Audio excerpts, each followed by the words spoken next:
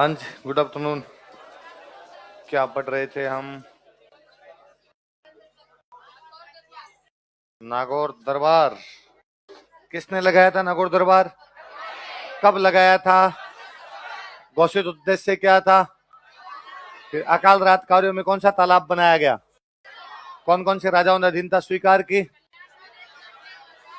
कल्याणमल, हरराज और उदय सिंह। जोधपुर का प्रशासक किसको बना दिया गया था? राय सिंह। कब से कब के बीच? 1572 से 1574 के बीच में उसे बना दिया गया था। चंद्रसेन की उपाधियां बताओ।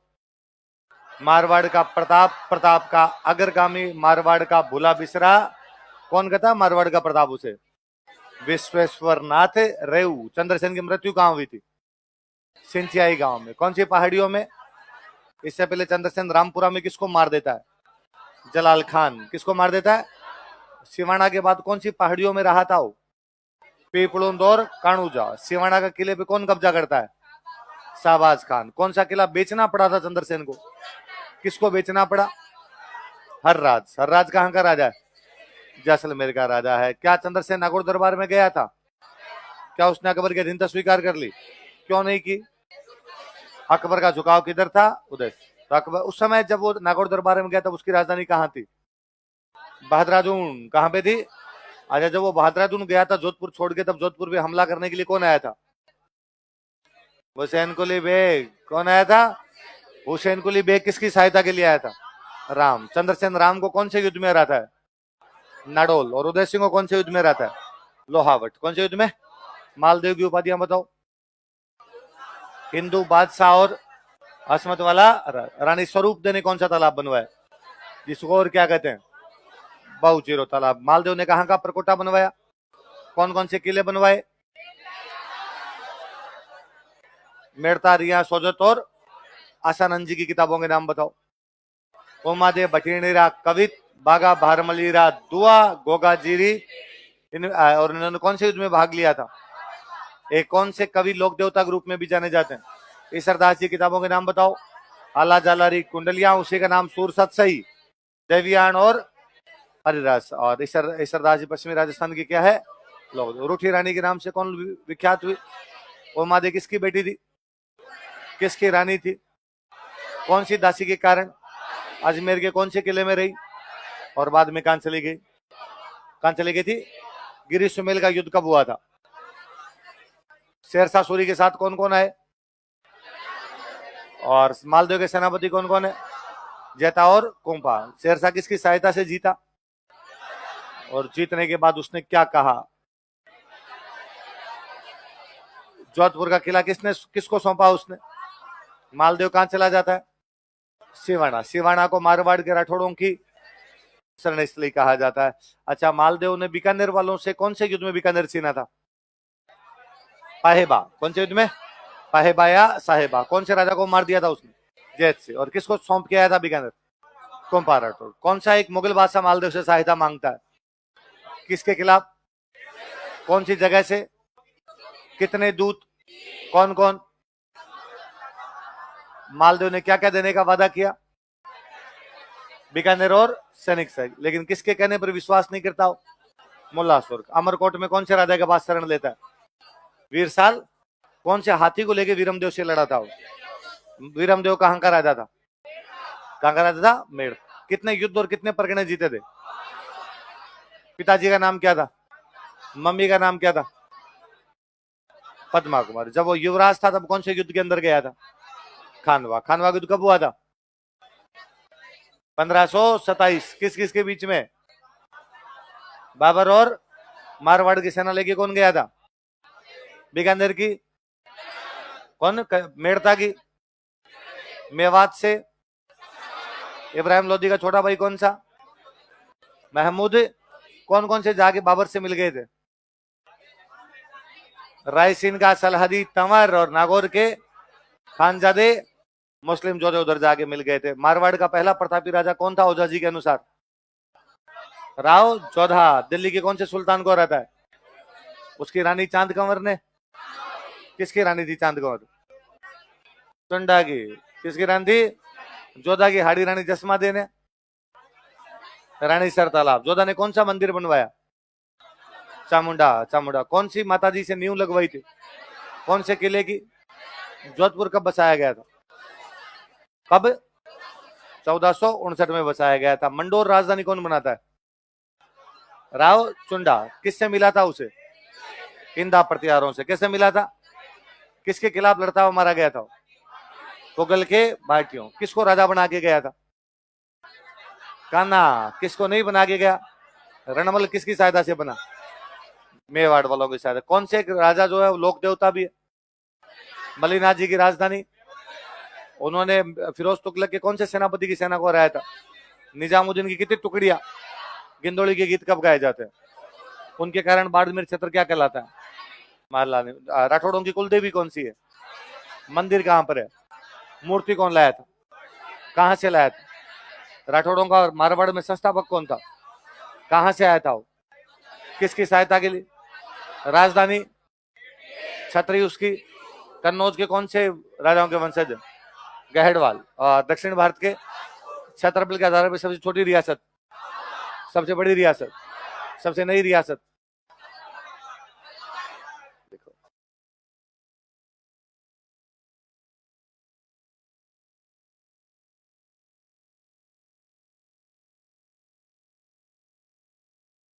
अगला राजा लिखो, मोटा राजा उदय सिंह।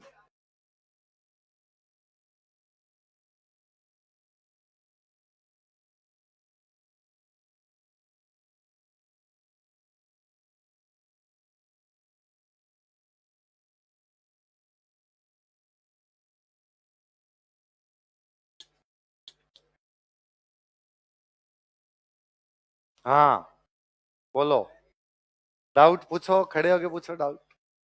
डाउट दूर कर दूंगा मैं तुम्हारे। हाँ हाँ सर बोलो। गिरी सुमेल युद्ध को बरबसर का युद्ध नहीं कहते, वो गिंगोली के युद्ध को कहते हैं जो हम पढ़ चुके हैं। तुम उस दिन अब्सेंट थी।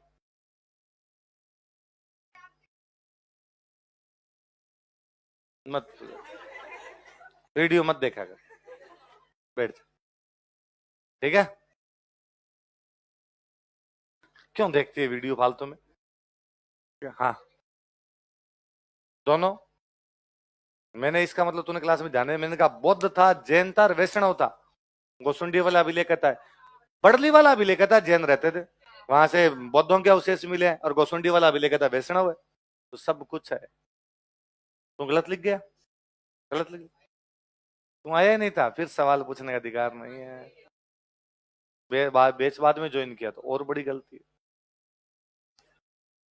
हाँ हाँ पूछ ले।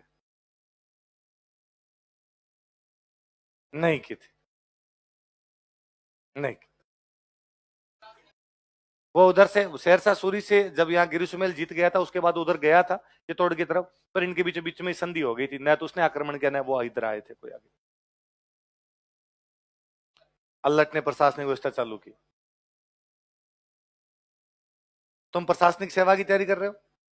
कर रहे हो? तुम नौकरशाह बनोगे। क्या बनोगे? ऐसे नौकर जो शाहों की तरफ बर्ताव करते हैं उनको क्या बोलते हैं? और कोई डाउट? एक और पूछ रहा, तेरे चेहरे से लग गया था कि डाउट है। हाँ हाँ। संधि थी? कैसे नहीं थी? तुझे किसने कहा कि संधि नहीं थी? मैंने परसों क्या बताया यार, इतने लोग मिले हैं साथ में। अब इधर से डूंगरपुर से आसकरण, बांसवाड़ा का प्रताप सिंह, मेवाड़ का प्रताप, मारवाड़ का चंद्रसेन, जालोर का ताज खान, सिरोही का सुल्तान, ईडर का नारायण दास। पूरी संधि है। दिल्ली अकबर हार रहा है, जगह जगह अकबर हार रहा है। और इस बार तो बड़े दिमाग से, मैं चंद्रसेन प्रताप वाला तो मुझे लगता है यार क्या दिमाग था उन लोगों में। एक जगह नहीं लड़ेंगे।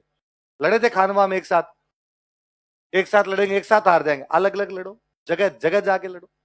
तो ये तो मैं एक बार महाराणा प्रताप की जयंती पे कोई ट्विटर पे एक कार्यक्रम था, उसमें मैं बोला था इस पे, मगर कितनी बड़ी भ्रांति है कि हम कहते हैं कि साहब प्रताप और चंद्रसेन एक साथ होके नहीं लड़े, क्योंकि आपने राजस्थान की हिस्ट्री के सोर्सेज ही नहीं पढ़े।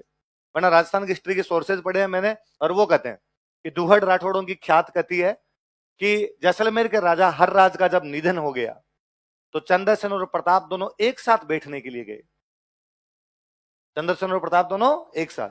जब वो जा रहे थे तो चंद्रसेन और प्रताप पहले आबू गए।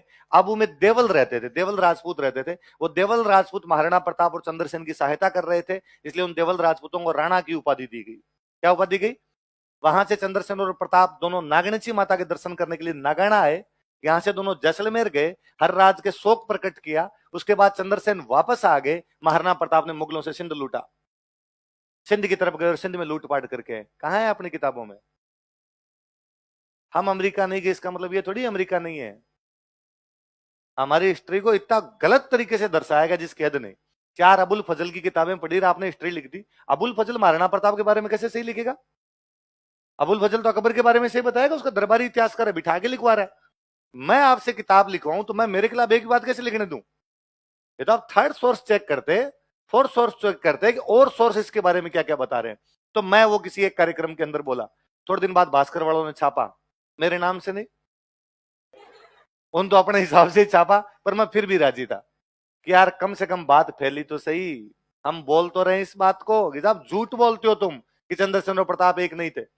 तो मतलब अपने विद्वान से विद्वान लोगों को मैंने कहते सुना है कि प्रताप के समय राजस्थान के अन्य राजाओं ने उनका साथ नहीं दिया, प्रताप अकेले लड़े। अरे कैसे लड़े अकेले? पूरी बाउंड्री सील है, सब कुछ साथ दे रहे हैं, इसलिए अकबर नहीं जीत पा रहा है। वरना ये कैसे पॉसिबल है कि सुरई वाले अकबर को कूट दे? दत्ताने में सिंगल मुगल नहीं बचने दिया था, सबको कूट पीट के भगा दिया था यहां से। इसका मतलब संधियां तो है ना आपस में, एक दूसरे की सहायता तो कर रहे हैं ना आपस में। और मैंने आपको बताया था कि उधर दत्ताने का जैसे ही समाचार महाराणा प्रताप सुनते हैं कि सुल्तान जीता, महाराणा प्रताप पोती की शादी करेंगे सुल्तान से, अपना रिश्तेदार है उधर हरा रहा है उसको। क्या है ये सब बातें नहीं दिखा रही कि वो आपस के अंदर एक दूसरे से सब मिले हुए? आपको खोजनी पड़ेगी, ढूंढनी पड़ेगी। हिस्ट्री मोटे मोटे तौर पे ऊपर लिख दी गई, इसलिए इतिहास वो सब्जेक्ट है, इसका पुनर्लेखन किया जाना चाहिए। क्या किया जाना चाहिए? रीराइटिंग। पर रीराइटिंग तथ्यों के आधार पर। आप पुराने तथ्य खोजिए, पुराने तथ्य ढूंढिए, नई चीजें सामने उनको समाहित कीजिए, उनके आधार पर आगे लिखिए, ताकि नई पीढ़ी तो कम से कम जान पाएगी सही क्या था और गलत क्या था। तो नहीं कहना दोबारा, सब मिले इतने, एक संधि नहीं। ईडर के नारायण दास ने ये मक्का मदीना जाने वाले हज यात्रियों को गिरफ्तार कर लिया कि मैं हज यात्रा नहीं करने दूंगा। सुल्तान ने उधर ने हज यात्रा भी रोक लगा दी थी पूरी कि भाई मुगलों को कहो या तो हमारे इलाके में तोड़फोड़ बंद करे, वरना हम हज यात्रा बंद करेंगे तुम्हारी। इतना बड़ा फैसला है। जब मुगल बादशाह के परिवार के लोग जा रहे हैं, उनको बिठा इधर, आगे नहीं जाओगे, जाने नहीं देंगे हम हमारे इलाकों से। तो इडर के राजा की इतनी औकात हो रही है कि महाराणा प्रताप वो बिना महाराणा प्रताप की सहायता अकबर के खिलाफ लड़ ले, पर उनको सबको लग रहा है खूंटा मजबूत है, ये बात ढंग से लड़ लें। मैं कह रहा हूं आपको कि डूंगरपुर बांसवाड़ा वालों ने संधियां की, संधि मानने से मना कर दिया, नहीं मान रहे, जो तुम्हारे जी में है वो कर लेना।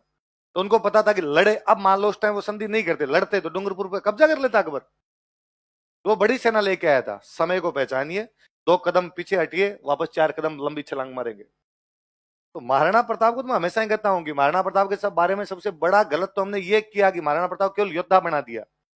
अब महाराणा प्रताप किसी भी अनपढ़ आदमी से या पढ़े लिखे आदमी को महाराणा और साहब भयंकर लड़ाई करने वाले थे, और हल्दी घाटी का युद्ध लड़ा था। और उनके बारे में क्या जानते हो? हाँ लड़े थे, खूब लड़े, हल्दी घाटी लड़े, हाँ हल्दी घाटी लड़े। हम पूछ रहे और लंबे समय तक लड़े, हल्दी घाटी चलती रही, कई दिनों तक हल्दी घाटी हुआ। महाराणा प्रताप को हल्दी घाटी से बाहर निकालना पड़ेगा। विडंबना देखिए, हम दिवेर नहीं जानते भाई। यदि कोई तैयारी नहीं करे, दिवेर जानता है क्या? ऐसे कैसे हो सकता है कि साहब महाराणा प्रताप का बेटा अमर सिंह सुल्तान खान के भला आर पार कर दे, सेनापति मार दिया जाए मुगलों का, दिवेर के बारे में कोई जानता ही नहीं। एक विदेशी इतिहासकार जेम्स टोड कहता है ये मैराथन है। ऐसी लड़ाई या तो हमने यूरोप में लड़ी थी, ऐसी लड़ाई यहां लड़ गए मेवाड़ वाले, पर सारा मटिया मेट है, कहीं का कुछ ही लग गए।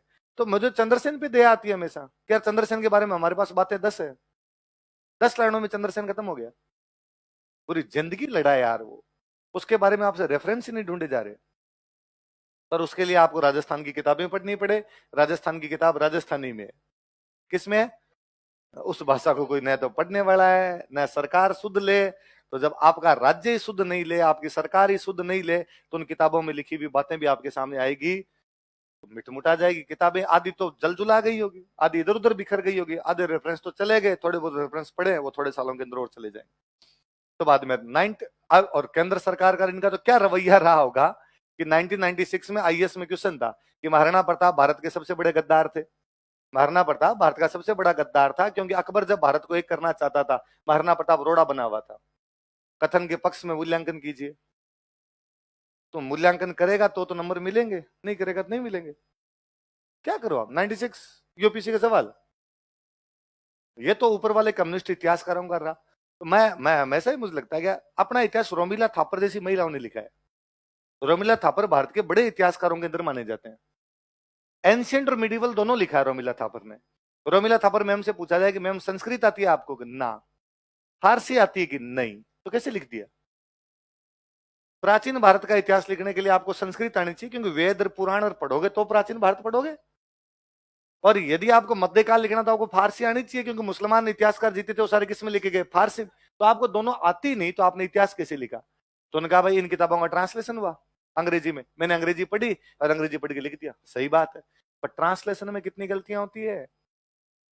और ट्रांसलेशन किसने किया साहब? मैक्स मूलर ने। किसने किया? वो कहां का था? जर्मनी का। इंडिया कितनी बार आया था? एक बार भी नहीं। एक आदमी जर्मनी में बैठ के इंडिया की संस्कृत की किताबों का ट्रांसलेशन करता है, हमारे इतिहासकार उस पर लाल लौट होगी उसकी बातें मानते हैं। जिस आदमी ने कभी इंडिया देखा नहीं वो इंडिया के बारे में लिख देता है। जो आदमी इंडिया की मान्यताओं को नहीं जानता उसकी किताबें भारत के अंदर चल जाती है। फिर रोमिला थापर मैम कहती है, यू नो अर्जुन महाभारत के युद्ध में लड़ने से मना क्यों कर देता?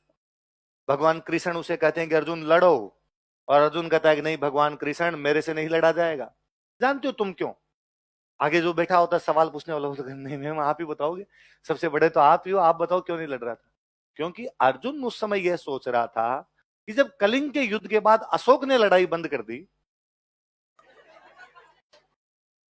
व्हाई मी? जब अशोका बंद कर सकता है तो मैं क्यों नहीं कर सकता? कलिंग का युद्ध के बाद जब युद्ध नहीं होंगे तो महाभारत क्यों लड़ना है? इसका मतलब मैम क्या स्टेब्लिश करना चाहती है? ये भारत की सबसे मुख्य इतिहासकार है। अपना सारा आरपीसी यूपीसी का इतिहास ही उनका लिखा है, कि जो भी अपनी किताबें चलती है ऑथेंटिक, पूरी ऑथेंटिक है, उन्हीं को मानते हैं, मानते उनको ऑथेंटिक है। हाँ, तो पहले तो अपने हल्दी कटिंग बोर्ड लगा हुआ था कि हल्दी कटिंग तो निर्णित था। ये तो पिछले 3-4 साल से अपने वाले जागे तोड़े, और अपने मेवाड़ के इतिहासकार ने रिसर्च की, उसने कहा भाई साहब हारे हुए सेनापति दरबार से निकाले जाते हैं, जीते हुए नहीं निकाले जाते। और ये तुम बदायूनी को पढ़ो, तुम्हारे बदायूनी को ये कहता है बनास नदी के पास में चप्पलें लेके भागे थे हम। ये तुम्हारा बदायूनी कहता है गोगुंदा में जब हम रात को रुके थे तो हमने दीवारें चुनवाई थी। ये तुम्हारा बदायूनी कहता है कि जब हम गांव गांव से गुजरे थे तब गांव वाले हंस रहे थे हम पे। ये तुम्हारा बदायूनी कहता है कि जब तक हम अजमेर नहीं पहुंच गए थे अल्लाह का नाम लिया था, जैसे जैसे भील जगह जगह आक्रमण कर रहे थे। ये क्या दिखा रहा है तुम्हारे? इसका मतलब इसमें जीते हैं। और ये तुम अभिलेख पढ़ो, इस अभिलेख में राणा प्रताप कहता है तेरे को ये जमीन, तेरे को ये जमीन, तेरे को ये जमीन। जब उसके पास है ही नहीं तो बांट क्या रहा है? जब होगी तभी तो बंटेगी। तब जाके थोड़ी बहुत ऊपर वालों को बुद्धि आई है, हल्दी घाटी वाला बोर्ड चेंज किया है। और अब बाद में उसमें लिखा कि नहीं साहब इस युद्ध के अंदर जीते थे। तुम बाकी प्रशस्तियां देख लो, जगदीश मंदिर वाली राज प्रशस्ति, और थर्ड सोर्स चेक करो आप। तो ये छोड़ो, तुम कहोगे मेवाड़ वाले तो खुद की जीत बताएंगे, थर्ड सोर्स पढ़ो ना कोई, उनके अंदर भी ये सब बातें मिलती है कि जीते हैं उसके बाद में। और यदि हार गए थे तो अकबर लगातार क्यों अटैक कर रहा है? और मारना पड़ता हो कि मरते ही उसने अटैक क्यों शुरू कर दिया वापस? जहांगीर किस बात का अटैक कर रहा है यदि हारे हुए? तो फिर 1615 में मुगल मेवाड़ संधि क्यों हो रही है? क्या तो गिरफ्तार भी नहीं हुआ तो भी जीता? हाँ, तो फर्जी बातें हैं जी, इधर उधर की लेके आते हैं कुछ ही। और फिर गिरफ्तार करना चाहते तो आपकी सेना हाथों हाथ निकल क्यों गई वहां से? पीछा करते, गिरफ्तार करते। तो इतने अजीब अजीब सी चीजें उठाई हुई है अपने इतिहास में। अब मैं तुम्हारे तो राजस्थान हिस्ट्री वाली किताब पढ़ लो तो उसमें इतनी कई हंसी की बातें टाबर समझ जाएगा। एक लोक देवता है हड़बुजी सांकला, क्या नाम है? एक लोक देवता उनका नाम है मेहाजी मांगलिया। क्या नाम है? इन्होंने दोनों को जोड़ दिया, हड़बुजी का बाप मेहाजी का बाप बना दिया। और आरपीसी किताबों में है, जिनको आरपीसी ऑथेंटिक मानती है उन किताबों में है। क्या करो आप? पढ़ रहे हैं हम, इतने सालों से पढ़ रहे हैं, क्या किया जाए उनका? कोई टावर मैं जब बताता भी टावर सर उस किताब, अरे गलत है, ये मेल ही नहीं खाता है। कहीं से इधर का उधर ही नहीं मिल पाता अपने आप। इन्होंने गलती कर दी, बाकी वाले क्यों गलती करें, किस प्रकार की गलती करें, पर चल रही है। कई 2-2 साल का 200 साल का डिफरेंस है, हम उन दो आदमियों को मिला रखा है। ये 200 साल का डिफरेंस है। तो 40-50 का हो तो मान लेंगे ये बूढ़ा हुआ ये पैदा हुआ, 200 साल में तो मिल भी नहीं सकते आपस के अंदर। पर कुछ ही चीजें हैं जी इधर उधर की चला चलू जाती है। अपने को लगता है कि मरने दो रे, अपने पापी पेट का सवाल है, 2 नंबर लेने दे दे के मिल जाएंगे, क्यों लोड लिए जाए। वो तो चंडीगढ़ में एक फिजिक्स के प्रोफेसर, फिजिक्स के अपने बच्चे 7वीं में बच्चा पढ़े, उस बच्चे की बुक लेके बैठे, या इधर आ मैं पढ़ाता हूँ तेरे को। एनसीईआरटी पढ़नी शुरू की, उनको लगा कि यार ये लाइन ऐसे कैसे। एनसीईआरटी में लिखा कि लोग गाय खाते थे, अजीब सा लगा यार गाय खाते थे। लिखा था वेदों के अनुसार, उन्होंने वेद पढ़ लिए, वेद में तो नहीं लिखा हुआ, उसकी इंटरप्रिटेशन तो अलग प्रकार की है। दूसरी लाइन तीसरी लाइन, उस बंदे ने आरटीआई लगा दी एनसीईआरटी के खिलाफ कि मुझे बताओ कि 114 लाइनें तुम्हारी एनसीईआरटी में, ये कहां से उठाई, 114 डाउट है मेरे, ये लाइनें कहां से उठाई। राइट टू इन्फॉर्मेशन, मुझे इन्फॉर्मेशन दी जाए। एनसीईआरटी ने कोई जवाब ही नहीं दिया। नहीं जवाब दिया तो बंदा कोर्ट चला गया, उसने चंडीगढ़ हाईकोर्ट में केस किया कि कहो तुम्हारी एनसीईआरटी को मुझे जवाब दे।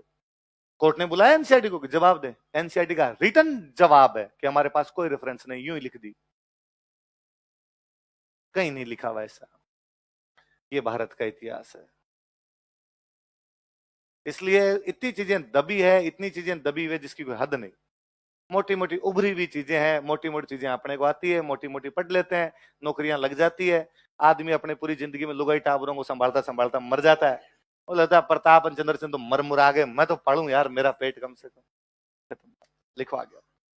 मोटा राजा उदय सिंह शरीर में मोटा था, बाकी ये उदय सिंह वही है नागौर दरबार वाला। अकबर के दरबार में 2 बंदे थे, एक तो ये उदय सिंह, एक कोई चारण कवि थे, वो मोटे थे, एक ये उदय सिंह मोटा था। इसलिए उदय सिंह का नाम तो क्या कर दिया, मोटा राजा, उस बंदे का नाम कर दिया जाडा चारण। जाडो, जाडो मतलब ही मोटा होता है, तो हो गए जाडा चारण, ये क्या हो गया, मोटा राजा। मारवाड़ का पहला राजा जिसने अकबर के अधीनता स्वीकार की कौन था, लिखो। कब किए तो कल पढ़ ही लिया था, लाइन लिख लो वापस। यह मारवाड़ का पहला राजा था, he was first king of Marwar. यह मारवाड़ का पहला राजा था, he was first king of Marwar.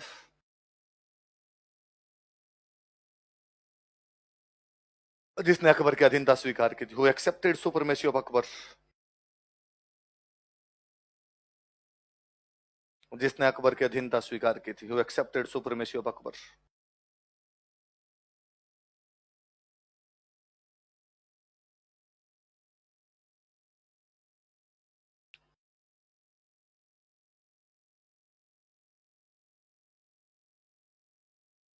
राजकुमारी का नाम था मानीबाई, क्या नाम था, और मानीबाई की शादी की गई जहांगीर से। किसे की गई, मानीबाई को उपाधि दी गई थी एक जगत गोसाई। क्या उपाधि दी गई, जगत की मालकिन टाइप का ना, जगत गोसाई। और मानीबाई और जहांगीर का जो बेटा हुआ, वो बेटा था आपका खुर्रम। कौन था, खुर्रम बाद में आगे किस नाम से बना, सांझा पढ़ते हो आप, लिख लो। अपनी राजकुमारी मानीबाई का विवाह जहांगीर से किया, he married his princess Manibai to Jahangir. अपनी राजकुमारी मानीबाई का विवाह जहांगीर से किया, he married his princess Manibai to Jahangir. He married his princess Manibai to Jahangir. अपनी राजकुमारी मानीबाई का विवाह जहांगीर से किया। दोनों बातें लिखो, मानीबाई की उपाधि और मानीबाई का बेटा।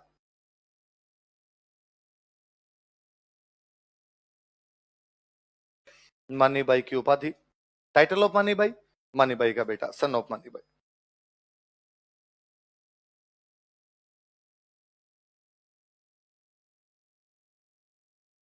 मानीबाई की उपाधि क्या है, जगत गोसाई। मानीबाई का बेटा कौन है, खुर्रम।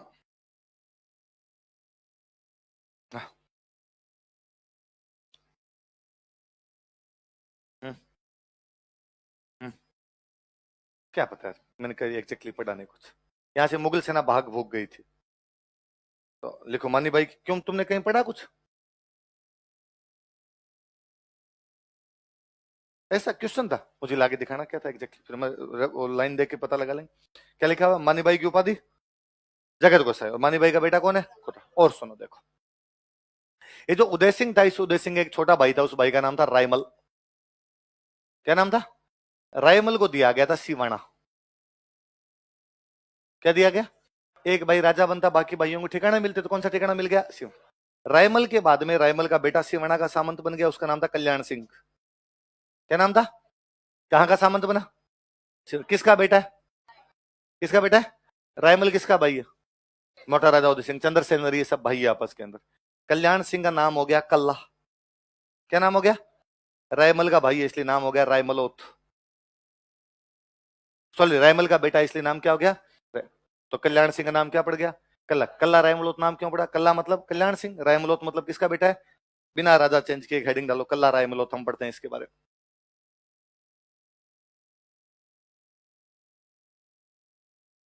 कल्ला रायमलोत।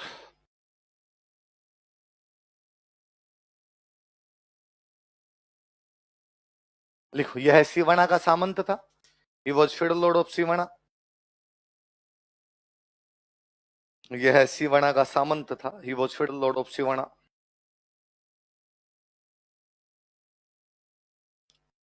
यह मोटा राजा उदय सिंह के भाई रायमल का बेटा था। He was son of Raimal, brother of मोटा राजा उदय सिंह। यह मोटा राजा उदय सिंह के भाई रायमल का बेटा था। He was son of Raimal, brother of मोटा राजा उदय सिंह।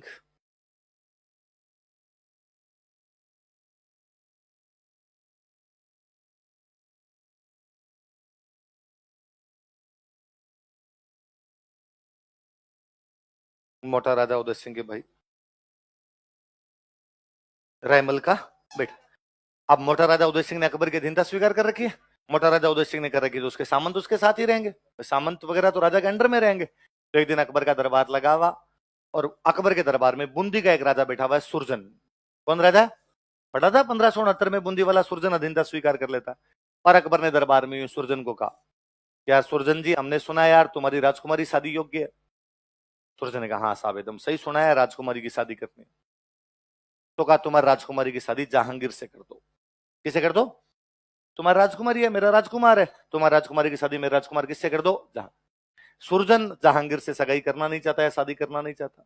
तो सुरजन ये भी जानता है कि भरे दरबार में अकबर को जवाब देने का मतलब है अकबर शाम से पहले पहले पकौड़े बना खा जाए। उसकी राजधानी में आप उसके सामने जाके तो कैसे बोल सकते हो, वहीं खड़े हो आप। और सुरजन को हाथों हाथ पता नहीं क्या सुझाव, उसने कहा, अरे सर इतना लेट क्यों कहा? यदि रिश्ता करना था तो पहले कहते। क्यों, अब क्या हो गया? अब तो कर दिया मैंने रिश्ता। अच्छा, अकबर को उसके चेहरे से पता चल गया कि झूठ बोल रहा है, नहीं किया इसने रिश्ता। तो उसने क्रॉस क्वेश्चन किया, किसके कर दिया, किसके साथ किया? और सुरजन फंस गया बेचारा। फिर सुरजन ने भरे दरबार में देखा, सारे के सारे अकबर के सामने हेड डाउन करके बैठे। एक कल्ला रायमलोट टांग पे टांग देके मुंह बंट लगा रहा था। और सुरजन ने कहा कि कल्ला रायमलोट से किया। कल्ला रायमलोट को सुना कि मेरा नाम ले, उसने कहा, हाँ हाँ अभी थोड़ा थोड़े दिन पहले ही हुआ था हमारे तो। अब अकबर को दोनों के चेहरे से पता कि सुरजन भी झूठा, कल्ला रायमलोट भी झूठा। पर क्या करो, लड़की का बाप के सगाई कर दी, जिससे वे वो कहे मेरे से कर दी, तो आप क्या कर सकते हो? और अकबर ने यूं चेहरे पे झूठी हंसी लाते हुए कहा कि यार कल्ला रायमलोट पार्टी से डर गया यार, सगाई हो गई बताया नहीं। और कल्ला रायमलोट ने कहा, सर वो थोड़ा ग्रह नक्षत्रों का चक्कर था, जल्दबाजी में करनी पड़ी, बाकी पार्टी क्या बात है, शाम को आओ बोतल खोल लेंगे आज ही अपने तो। पर अकबर से दरबार नहीं लिया गया, और अकबर ने हाथों हाथ कहा गया, आज थोड़ा गला खराब है, क्लास नहीं ले पाऊंगा मैं, दरबार नहीं ले पाऊंगा, 7 दिन की छुट्टी है, बाद में मिलते हैं, जाओ भाई जाओ जाओ घर जाओ। पर सब लोगों को समझ में आ गया कि अकबर का मूड खराब हुआ। अब बाहर राजा निकलते टाइम एक दूसरे की तरफ मुस्कुराए देख देख के। कल्ला रायमलोट को सुरजन को देख देख के राजा के अरे आज तो क्या बात है, चौका मार दिया ऐसा। कल्ला रायमलोट को, और कल्ला। तो सुरजन को लगा कि यार मामला गंभीर हो सकता है, तो सुरजन ने कल्ला रायमलोट को साइड में बुलाया, साइड में बुला, अब भले बातों बातों में हो, पर मेरी राजकुमारी का रिश्ता किससे हो गया? तेरे से। तू फटाफट बूंदी जाके वास्तव में रिश्ता करके आ जा, अकबर को पता चल गया तो ये और कोई लफड़ा करेगा। कल्ला रायमलोट रातों रात बूंदी आया, और बूंदी की राजकुमारी से रिश्ता करके चला गया। उस राजकुमारी का नाम था भानकमर। क्या नाम था? सुरजन की बेटी है हाड़ी रानी है, नाम क्या उसका?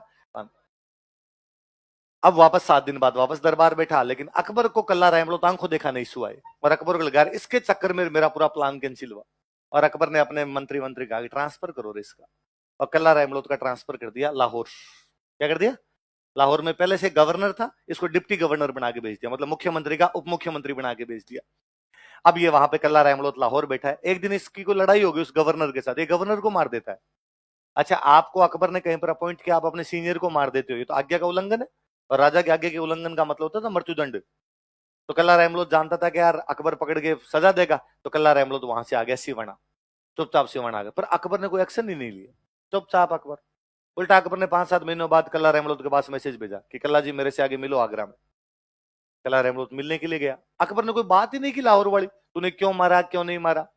उल्टा अकबर ने वैसे ही समाचार पूछे, और बताओ घर पे सब राजी खुशी, क्या चल रहा है तुम्हारे घर पे, सब तबीयत वगैरह ठीक है तुम्हारी, फसलें वसलें कैसी हो रही, टैक्स वैक्स कितना आ रहा है तुम्हारे, कोई दिक्कत हो तो मुझे बता दो। कल्ला रहमलोत को लगे यार अकबर तो बात ही नहीं करना चाहता, ये उसको पता था यार अकबर एक्शन तो लेगा, बात कर ले तो कम से कम पता चले नाराज है कि नहीं है। और उस कल्ला रहमलोत ने कहा कि सर वो लाहौर, सॉरी सर, पर उसने पंगा लिया तो मैंने मार दिया उसको। अकबर ने कहा अरे क्या बात करनी, वो तो लिचड़ आदमी था, मारना ही था, और मैं तो आपका प्रमोशन कर रहा हूं, अब गवर्नर आप हो। कल्ला रहमतुल्लाह लगा यार अकबर राजी है उल्टा इस बात पे तो अपने। और बताओ कल्ला जी घर पे सब सब ठीक है। मैंने सुना यार तुम्हारी बहन शादी योग्य है। दुख है पेट बतावे माथो, मतलब परेशानी कुछ और है बता कुछ। सही बात है साहब, बहन की शादी करनी है तो जहांगीर से रिश्ता करो। अब कल्ला रहमलोत फंस गया, अकबर सीधा सीधा बदला लेना चाहता है कि तूने बूंदी नहीं करने दिया, अब बता लो, अब हम करेंगे। उसने कहा ठीक है साहब कर देंगे। पर सर दिक्कत दूसरी है, हमेशा रिश्तेदारियां बराबर वालों में होती है, मैं छोटा मोटा सामंत हूं, मेरी बहन का रिश्ता आपके परिवार में हो रहा है, मेरी बात मेरे लिए तो बहुत बड़ी बात है, पर आपके लिए तो ये घटिया बात ही है, इतना बड़ा बादशाह और सिवाना बारात जाएगी उसकी। और अकबर ने कहा कि नहीं, इसमें ऊंच नीच वाली क्या बात है, छोटे बड़े वाली क्या बात है, लड़की में गुण अच्छे होने चाहिए, हमें दहेज की आवश्यकता। अपने घर वाले भी ऐसी फर्जी फर्जी बातें करते हैं, बाद में लिस्ट पकड़ाते हैं लंबी सी, टावरों तक के कपड़े मांग लेते हैं, ये भी चाहिए वो भी चाहिए। तब उसने अकबर ने कहा अरे नहीं नहीं ऐसा कुछ ही नहीं है, आप छोटे सामंत वो कोई बात नहीं है, आप सिवाड़ा के सामंत हो, आपकी बहन गुणवान है, और जहांगीर से शादी कर दी जाए। उसने कहा ठीक है साहब। कला रहमलोत ने कहा पर मेरे पास शादी के लिए भी पैसे वैसे नहीं है, बाद में करूंगा हम। तो अकबर ने कहा जीते पैसे चाहिए राजकोष से ले जा। पैसे लिए और पैसे लेके उसने सिवाड़ा किले का पुनर्निर्माण करवाया। फिर अकबर को मैसेज किया सर बारात भेज दो, पर सर ध्यान रखना बारात छोटी भेजना, मेरे यहाँ इतनी व्यवस्था नहीं हो पाएगी, सिवाड़ा छोटा सा गांव ही है हमारे। तो अकबर ने कहा जहांगीर आएगा, जहांगीर के 4 दोस्त आएंगे और कोई नहीं आएगा, फिर तो राजी हो तुम। और फिर भी थोड़ी बहुत कोई कमी पड़ जाए तुम्हारे, तो तुम्हारा ताऊ मोटा राजा उदय सिंह जोधपुर बैठा है, आइस वाइस कम पड़े वहां से मंगवा लेना यार, तुम तो व्यवस्था करो यार। अब भाई जहांगीर अपनी बारात लेके आया, जहांगीर जहांगीर के 4 दोस्त, मैंने बताया आपको दूल्हे के दोस्त दूल्हे से ज्यादा तैयार होके रहते हैं हमेशा, ऊपर तक जोधपुरी कोट पैंट के बटन बंद किए हुए, जहांगीर शेरवानी पहना हुआ साफा वाफा लगाया हुआ, दूल्हे का चेहरा सुहाना लगता है टाइप का फील लेता हूं। पहले क्या होती थी, बारातें जब आती थी गांव के बाहर रुकती, और लड़की वाले सामने आके बारात को लेके जाते, तो बोलते हैं सामेला। क्या बोलते हैं? बारात का सामने आके स्वागत करना क्या कहलाता है? लिख लो, सामेला बराबर बारात का स्वागत करना। सामने आके मिले इसलिए क्या होता है? सामेला। लिख लो, सामेला बराबर बारात का स्वागत करना, टू वेलकम बारात, बारात का स्वागत करना, टू वेलकम बारात।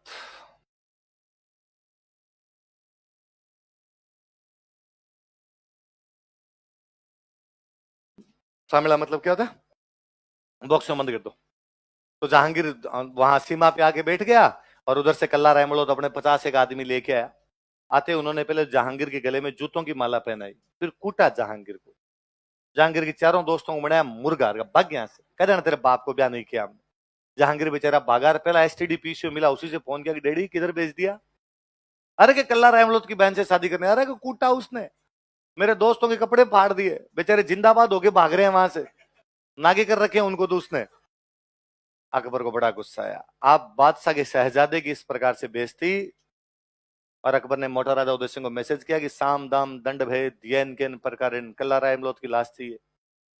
समाचार भेजा गया कि सरेंडर कर दे, उसने कहा नहीं, अब सरेंडर तो करना ही नहीं, जो तुम्हें करना वो कर लो। अकबर सिवाना पर अटैक करता है। 1589 में सिवाना का दूसरा साका होता है। सिवाना का पहला साका किया था सातल और सोम ने अलाउद्दीन खिलजी के खिलाफ, दूसरा साका किया कल्ला रायमलोत ने, किसके खिलाफ? अकबर। देखो 1589 ईस्वी में, इन 1589 AD,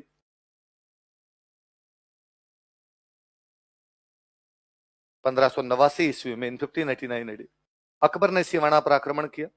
Akbar attack down Siwana, Akbar ने सिवाना पर आक्रमण किया। Akbar attacked on Siwana. इस समय सिवाना का दूसरा शाखा हुआ। Second shakha of Siwana was happened this time. इस समय सिवाना का दूसरा शाखा हुआ। Second shakha of Siwana was happened this time.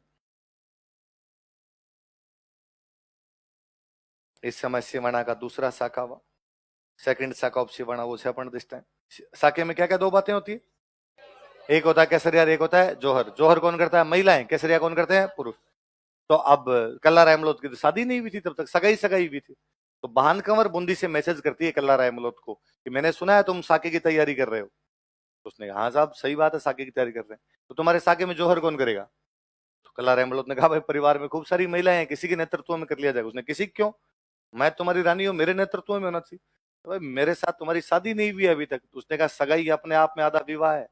भान कंवर बिना शादी की वहां से सिवाना आती है, इस जौहर को लीड करती है। देखो भान कंवर ने जौहर किया, भान कंवर कमिटेड जौहर।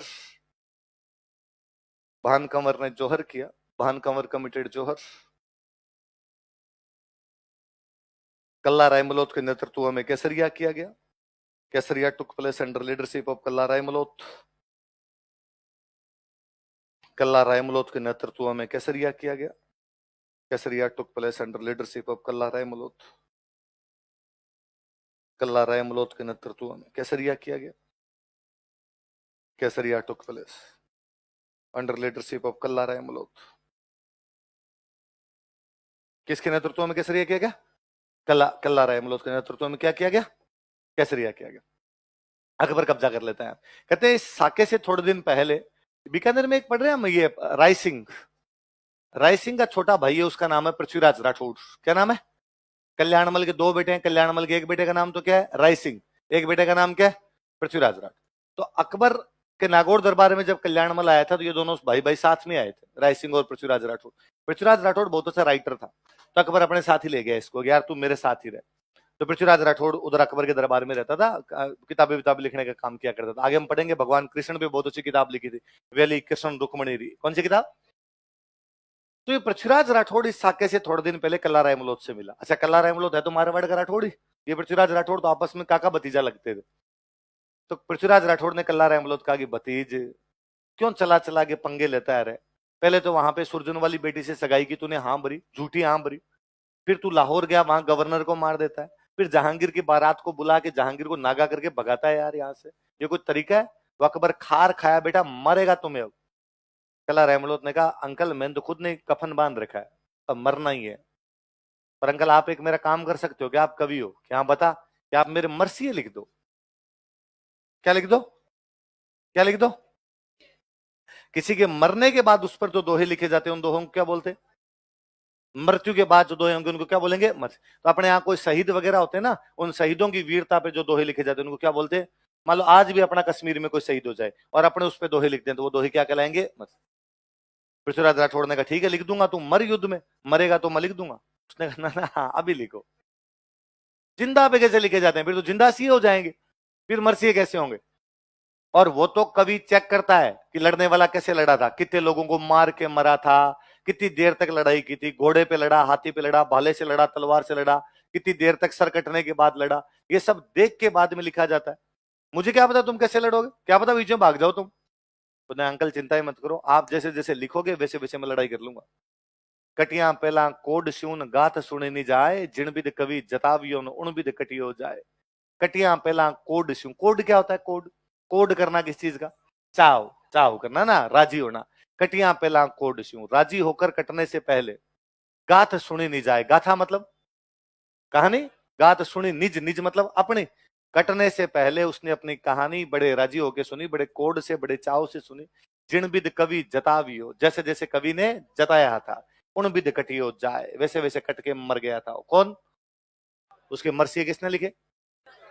देख लो, पृथ्वीराज राठौड़ ने कल्ला रायमलोत के मरसिए लिखे थे।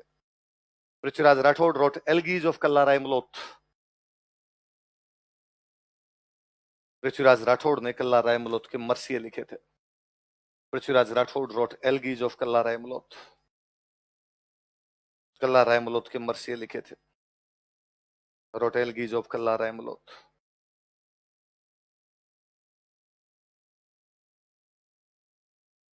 कल्ला रायमलोत के क्या लिखे थे? मर्सी लिखते। अगले राजा लिखो भाई।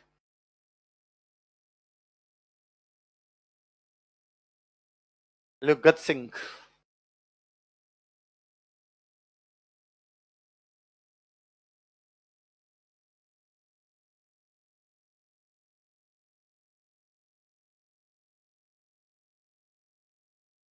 जहांगीर ने गत सिंह को उपाधि दी थी दल थंबन। कौन सी उपाधि? किसने?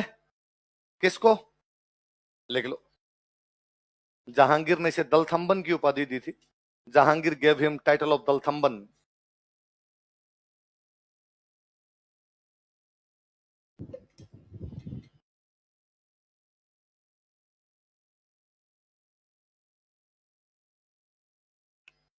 जहांगीर ने गत सिंह को दल थंबन की उपाधि दी थी। Jahangir gave him title of दल थंबन। दल का मतलब होता है सेना। दल का मतलब थामना, सेनाओं को रोकने वाला, इसलिए क्या हो गई दल। आप यूं मान लो विजय कटकातु पढ़ी थी। कटक, कटक को रोकने वाला, कटक को जीतने वाला क्या हो गया? विजय कटकातु। आप मान लो दल पुंगल, सेनाओं को जीतने वाला। दल पुंगल, दल थंबन, विजय कटकातु, इनका मतलब एक है। बात समझे? तो जहांगीर ने कहा भाई ये अपना सेना रोकने वाला बंदा है, इसलिए उपाधि क्या दे दी जाए? गत सिंह के दो बेटे थे। गत सिंह के एक बेटे का नाम था अमर सिंह, एक बेटे का नाम था जसवंत सिंह। क्या का नाम थे? अमर सिंह और। अमर सिंह बड़ा है, योग्य है, बुद्धिमान है, वीर है, पराक्रमी है। एक अगला राजा बनने के लिए किसी एक आदमी में जितनी योग्यता होनी चाहिए उतनी सारी योग्यता किसमें? जसवंत सिंह छोटा था पर स्मार्ट था। और जसवंत सिंह को लगता था यार अपने को राजा बनना है, पर कैसे बने राजा? पिताजी तो राजा किसको बनाना चाहते हैं।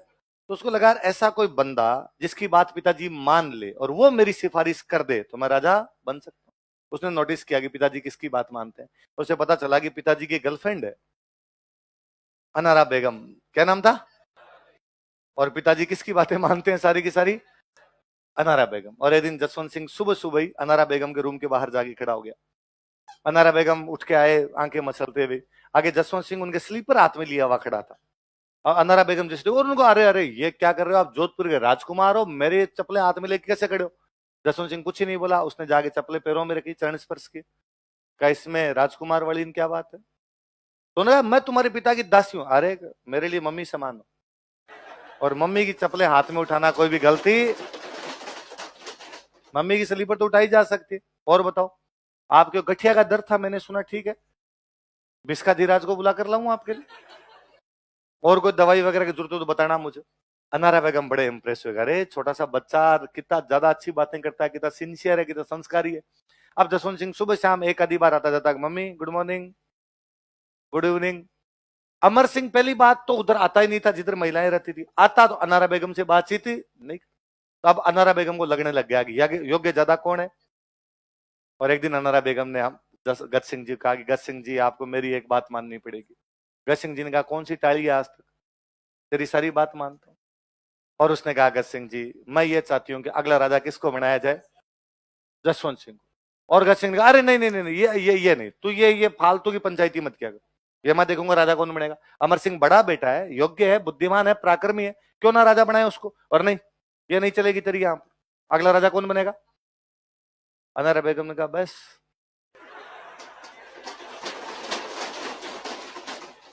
कितना भी सख्त आदमी हो यहाँ पिघल ही जाता है। जय सिंह जी ने कहा वाह ठीक है, अगला राजा कौन होगा? अपनी प्रेमिका अनारा बेगम के कहने पर, ऑन एडवाइस ऑफ हिज बीलव्ड अनारा बेगम, अपनी प्रेमिका अनारा बेगम के कहने पर, ऑन एडवाइस ऑफ हिज बीलव्ड अनारा बेगम,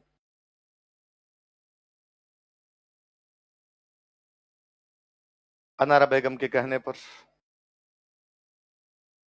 अपने छोटे बेटे जसवंत सिंह को जोधपुर का राजा बनाया।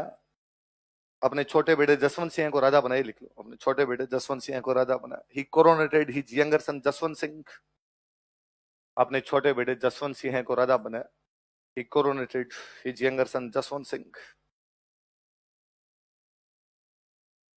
अपने छोटे बेटे जसवंत सिंह को राजा बनाया। तो अब बड़े बेटे का क्या क्या दे, उसको देना तो पड़ेगा, तो उसको नागौर की जागीर देगी। कहां की जागीर देगी? देख लो। तथा बड़े बेटे अमर सिंह को नागौर दिया गया। And Nagaur was given to elder son Amar Singh. तथा बड़े बेटे अमर सिंह को नागौर दिया गया। and Nagaur was given to elder son Amar Singh.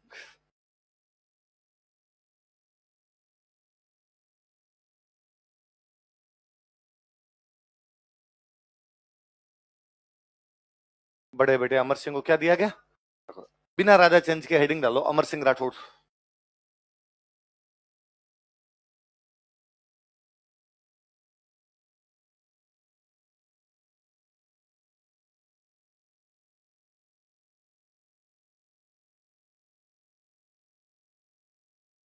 लिखो, यह नागौर का राजा था। He was king of Nagaur. यह नागौर का राजा था। He was king of Nagaur. कहां का राजा था? अब सुनना, देखो थोड़ी बात है। नागौर और बीकानेर की बाउंड्री मिलती है आपस में। किसकी किसकी बाउंड्री मिलती? नागौर की और बीकानेर की। ये इधर नागौर, इधर आपका बीकानेर। बीकानेर साइड में गांव, उस गांव का नाम है सीलवा। क्या नाम है? नागौर साइड में गांव, उस गांव का नाम है जखनिया। क्या नाम है? इधर गांव जाखनिया, इधर कौन सा गांव? इधर जो ये जाखनिया का किसान था, इसके खेत में एक मतीरे की बेल है। किसकी बेल है? मतीरा। मतीरा समझते हो? वाटरमेलन। वो वाटरमेलन जो होता है आपका, तो यहां पर एक मतीरे की बेल थी, मतीरा जाके लगा यहां। तो अब बीकानेर वाला किसान तो कहे मतीरा मेरा, नागौर वाला किसान कहे मतीरा मेरा। इस मतीरे के चक्कर में किसान लड़ लिए। ये दोनों किसान लड़े तो इनके दोनों के परिवार आ गए। इनके परिवार आए तो गांव वाले इकट्ठे हो गए। फाइनली राजाओं ने सेनाएं लगाई। युद्ध होता है मतीरे के लिए। किसके लिए होता है? तो युद्ध का नाम है मतीरी राड। क्या नाम है? रा रे री। राजस्थानी में हिंदी के हो जाएंगे का के की। राड का मतलब लड़ाई। राड का मतलब, तो कौन सी लड़ाई है? कौन सी? गिरी सुमेल के ठीक 100 साल बाद। गिरी सुमेल कब हुआ था? 1544। तो ये कब होगा? कौन सी लड़ाई हो रही है? मतीरेरी। कब हो रही है? इधर नागौर का राजा कौन है? अमर सिंह। कौन है? बीकानेर का राजा हुआ करता कर्ण सिंह। कौन राजा था? कर्ण सिंह बीकानेर का राजा। तो उतार लो ऐसा कैसे?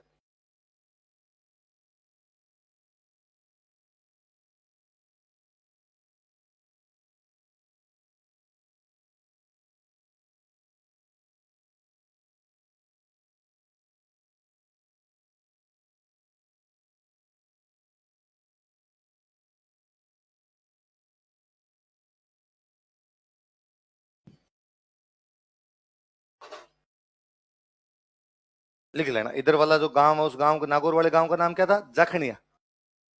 और बीकानेर वाले गांव का नाम क्या था? सीलवा। ताकि याद रह जाएंगे गांव के नाम भी।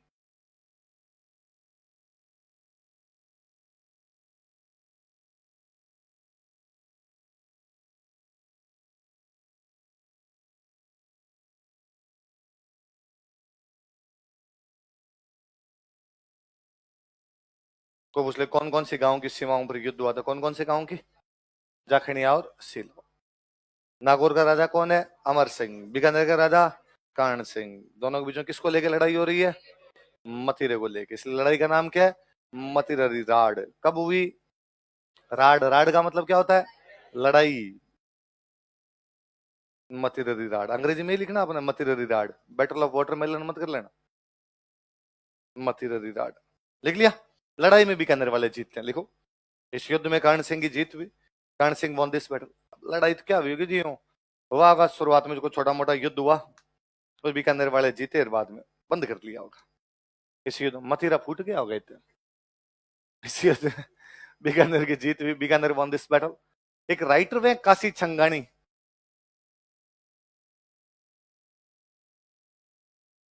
कौन राइटर है? क्या नाम है राइटर का? इन्होंने एक बुक लिखी है, उस बुक का नाम है छत्रपति रासो। क्या नाम बुक का? इस बुक में इस युद्ध की जानकारी। ये ज्यादा काम की बात है ना, युद्ध नहीं पूछेंगे, किताब का नाम पूछ लेंगे। कौन सी किताब में? छत्रपति रासो। किसकी किताब है? कौन से युद्ध की जानकारी है? लिखो, काशी छंगानी की पुस्तक छत्रपति रासो से इस युद्ध की जानकारी मिलती है। Book Chhatrapati Raso of Kashi Chhangani provides information about this battle. Kashi Chhangani की पुस्तक छत्रपति रासो से इस युद्ध की जानकारी मिलती है। Book Chhatrapati Rasa of Kasi Changani provides information about this battle. Kashi Chhangani की पुस्तक छत्रपति रासो से इस युद्ध की जानकारी मिलती। Book Chhatrapati Raso of Kashi Chhangani provides information about this battle.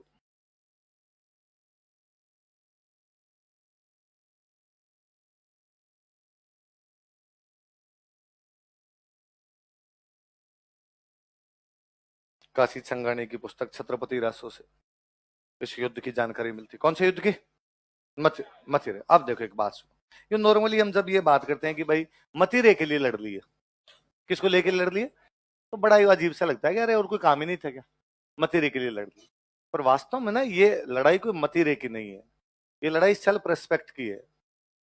कि एक किसान है, उसके खेत में एक मतीरा है, दूसरे वाला किसान ले गया, उधर वाला राजा उनका सपोर्ट और कर रहा है।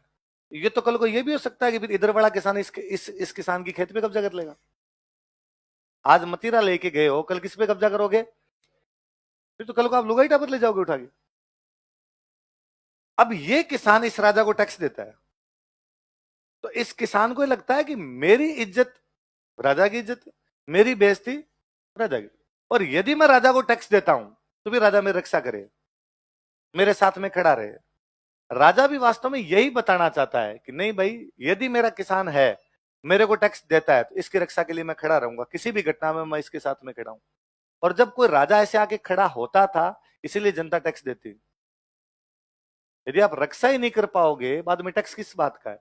लड़ाई हुई है तो दोनों तरफ से राजा के भाई बंधु मरे हैं, पर राजाओं ने अपनी सेना लगा दी इसलिए कि नहीं भाई, किसान को किसी भी प्रकार का नुकसान होना, हार जीत अलग बात है, पर किसान को यह नहीं लगना चाहिए कि मैं अकेला था, मेरा साथ देने के लिए कोई नहीं था। कल को यूं कोई भी आके मेरे खेत के अंदर घुस ही नहीं सकता। आगे कोई इस प्रकार की घटना होगी तो 4 बार सोचेंगे कि ना, पीछे फलान जी बैठे, इस प्रकार हाथ नहीं लगाया जा सकता। जैसलमेर में एक राजा हुए थे, जवाहर सिंह। क्या नाम था? आजादी से थोड़े दिन पहले की बात, कोई ज्यादा पुरानी बातें भी नहीं। राजा जवाहर सिंह के बारे में कहा जाता है, राजा जवाहर सिंह एक दिन भेष बदल के और अपनी जनता के समाचार लेने के लिए गए। कई कहानियां पढ़ते हैं ऐसे, राजा घोड़े पे अपना भेष बदल के जाता है, नहीं भी बदलता तो भी कौन पहचानता। साधारण भेष में राजा मुकुट वुकुट धारण नहीं करके जाए तो कौन पहचानता। भाई मैं कहता हूं, आज यदि टीवी और अखबार नहीं हो तो अशोक गहलोत अपने को मिल जाए तो अपने पहचान लेंगे। हाँ, मैं कहता हूं नागालैंड का मुख्यमंत्री मार्केट में मिल जाए, पहचान लो। अब तो टीवी इन सब कुछ है। वो तो मुझे याद है, हम पिछले से पिछली दिवाली पे दुबई जा रहे थे, तो हम 6-7 लोग अपने कोचिंग से। अजय माकन जो केंद्रीय कैबिनेट मिनिस्टर रहे हुए, दिल्ली में कांग्रेस के सबसे बड़े नेता, या राजस्थान में कांग्रेस के प्रभारी। हम जिस पे फ्लाइट में जहां बैठे, तो मैं, विकास जी बैठे, हमारे पास वाली एक खाली पड़ी फ्लाइट, उठने वाली और खाली, तो हमें लगा किसी की टिकट कैंसिल हो गई, तो कोई आया ही नहीं। इतने में सामने से अजय माकन आ रहे। तो जैसे हमने देखा, हम अपने चूंकि अखबार पढ़ते हैं तो पॉलिटिक्स में भी ध्यान रखते हैं, तो शक्ल देखते ही समझ में आ गया अजय माकन। और वो आगे पास में उस हमारे वाली भी बैठ गई, वही खाली पड़ी थी। नमस्ते के सर, नमस्ते। हम 7 जनों के अलावा उनको पूरी फ्लाइट में किसी ने नहीं पहचाना। क्यों पहचाने? बात भी सीधी सी है, भाई दिल्ली के नेता को राजस्थान वाले क्यों पहचाने? ये सेम बात यही है कि भाई राजस्थान का कोई नेता है और बिहार चला जाए तो वो क्यों पहचानेगा अगला? उसको बिहार वाले नेताओं से लेना देना है। तो जब आज ही नहीं पहचानते तो तब तो पहचानेगा, एकदम ही मतलब नहीं होता। तो राजा अपना घोड़ा लेके निकल रहा है। जैसलमेर में वैसे जनसंख्या घनत्व कम, मरुस्थल पड़ा था, तो इधर बियावान जंगल के अंदर, मरुस्थल के अंदर एक मुस्लिम महिला ऊपर से नीचे तक सोना पहने हुए, भयंकर सोना पहने हुए, और अकेली जा रही सामान लेके अपना। राजा ने घोड़ा रोका, राजा ने घोड़ा रोका, बहन इस बियावान मरुस्थल में, जंगल में तुम इतना सारा सोना पहन के अकेली जा रही हो, तुम्हें डर नहीं लगता? कोई लूट ले, सोने के हिसाब से लूटने के लिए जाए, मार दे तुम्हें रास्ते के अंदर, कोई डकैती कर ले, कोई डर नहीं लगता तुम? उस महिला ने घुड़सवार की तरफ देखा, उसको पता नहीं कि राजा है। उसने कहा तुम नए आए हो शायद इस इलाके में, यहाँ के राजा का नाम जवाहर सिंह है, पैर में जूता 10 नंबर का आता है, कोई हाथ लगाए ना तो उसकी चमड़ी उतार के जूते पहन ले। वो उस महिला का कॉन्फिडेंस है, लूटा जा सकता है अकेली महिला को, कोई बड़ी बात नहीं। और उसे लगता है कि मेरे किसी ने हाथ टच कर दिया ना, वो किले रोप देगा उस आदमी के। शासन का डर होता है, शासन डर से चलता है। जब लोगों को लगता है कि नहीं शासन कुछ कर सकता है, तो लोग बाद में गलतियां करते जब लोगों को यह लगता है कि शासन हमारा कुछ भी नहीं बिगाड़ सकता, फिर कोई पेपर लीक करे, कोई दूसरी चीजें लीक करें, अब शासन का डर समाप्त। लोग कहते हैं पेपर लीक करने वाले कितने गलत काम कर रहे हैं, मगर अपने कोई नहीं डरता, हमारे अंदर का डर समाप्त हो गया है। पेपर लीक वालों का थोड़ा ज्यादा डर खुल गया, हमारा अभी तक उतना खुला। या दूसरा और कर दूं, हमें ईमानदारी तब तक है जब तक बेईमानी का मौका नहीं मिल रहा। Honesty is lack of opportunity. जिस जिस बंदे को पेपर मिल रहा है वो लेने का प्रयास तो कर रहा है, वो मना तो नहीं कर रहा, उसको लगता है कि नहीं यार जो चल रहा है उसमें ठीक। और फिर अपना थोड़ा डर कम खुला हुआ है, इसलिए हम छोटी छोटी चोरियां करते हैं। लाल बत्ती हो रखी है, हमें पता है लाल बत्ती से निकलना, हम निकलते हैं। हमें कोई डर नहीं लगता शासन का कि यार लाल बत्ती क्रॉस की है, पकड़ लिए जाएंगे, पुलिस दंड देगी, क्योंकि हमें पता है कि पुलिस पकड़ेगी। बस उन लोगों का डर थोड़ा ज्यादा खुल गया। उनको लगता है कि लाल बत्ती भी नहीं पकड़ सकती तो पेपर चोरी पे भी पकड़, और पकड़ भी लेगी तो क्या कर लेगी।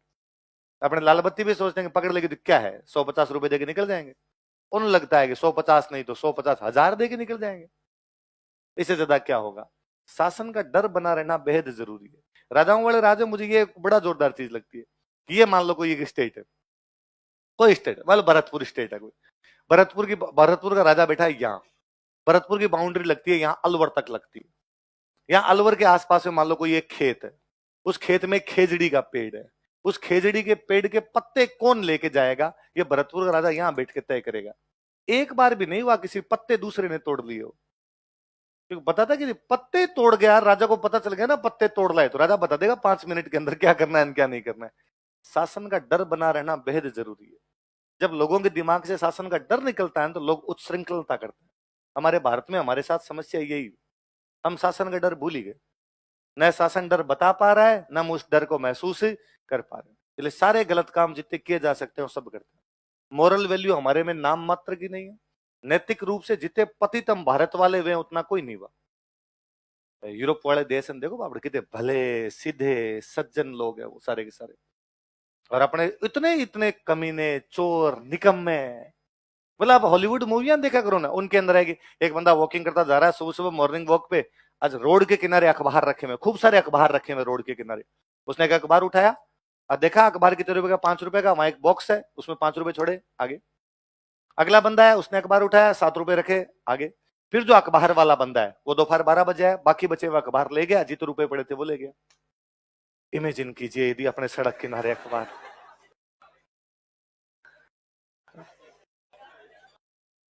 जो सबसे पहला बंदा आएगा वो सारे अखबार उठा लेगा सारे, और वो ये भी नहीं सोचेगा क्या काम आएंगे, और टाबर गत्ते चढ़ाएंगे, लुगाई चूल्हे में पड़ेगी, पर यहां तो कम से कम छोड़ूंगा। दिलीप सर हांगकांग जाके तो सर ने आगे वापस बताया कि वहां हांगकांग में बसों में कंडक्टर नहीं होता, तो कि आपको किराया पता रखना होता है कितना किराया, चढ़ो जितने हैं खुले रुपए रखो, उतने रुपए अंदर डाल दो उसके, अगली सवारी आएगी वो डाल देगी। एक भी आदमी ऐसा नहीं होता जो किराया नहीं डालता। अपने यहां कंडक्टर होता है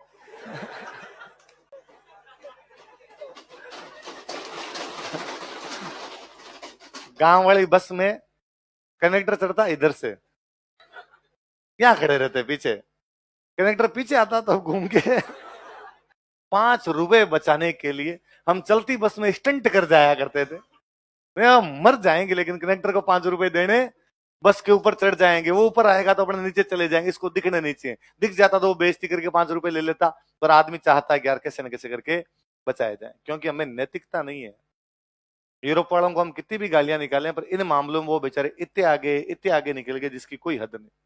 वो मैंने एक दिन और वो बताई होगी आपको बात कि भाई अपने ये जो गेट होते हैं कांच वाले गेट, जो ये पुश वाले गेट होते हैं, तो वहां यूरोप में है कि भाई 10 बंदे खड़े हैं लाइन में, पहला बंदा जो चढ़ा गेट के उसने पुश किया, अंदर घुसा, फिर वो गेट को पकड़ के तब तक खड़ा रहेगा जब तक बाकी 9 ना निकले। उसके पीछे लाइन जीती है, वो नहीं निकलेगी तब तक तो खड़ा रहेगा बेचारा, 1 2 सब निकल जाएंगे तब वो। अपने यहाँ एक जो बंदा घुसता पकड़ना छोड़ो धक्का मारता है, धक्का मार के आगे जाता है, अब पिछला उसके अगले के मुंह पे पड़े जाल, पढ़े तो पढ़े अपने निकल गए, फिर अगला भी धक्का मार के यूं करते हैं उस गेट को, कोई वो पकड़ता भी नहीं, हैंडल को भी नहीं पकड़ता अपने, क्योंकि अपने में नैतिकता नाम की कोई चीज और कोई मतलब भी नहीं रखते। मैं पहली बार रशिया गया हुआ था, तो वहां वो बर्फ पड़े भयंकर वाला, बर्फ पड़े तो वो जूते मेरे से चले नहीं जाए, धीमे धीमे धीमे धीमे चलूं उनसे। अचानक वो कोई बर्फ को एक जगह ज्यादा आई तो मैं फिसल गया। आप पीछे जूते ऊपर एकदम ऊपर। अच्छा, अचानक आप यूं गिरते हो तो आंखें वांखें तो बंद ही हो जाती है आपकी। वो अचानक गिरांगे तो मुझे यूं बस वो 5 एक सेकंड का सीन था कि मैं गिरा और गिरते किसी बंदे ने पकड़ा और खड़ा कर दिया। तो मुझे बंद आंखों में इतना जरूर महसूस हुआ कि जिस किसी बंदे ने मुझे पकड़ के खड़ा किया वो लंबा चौड़ा है यार, फटाफट।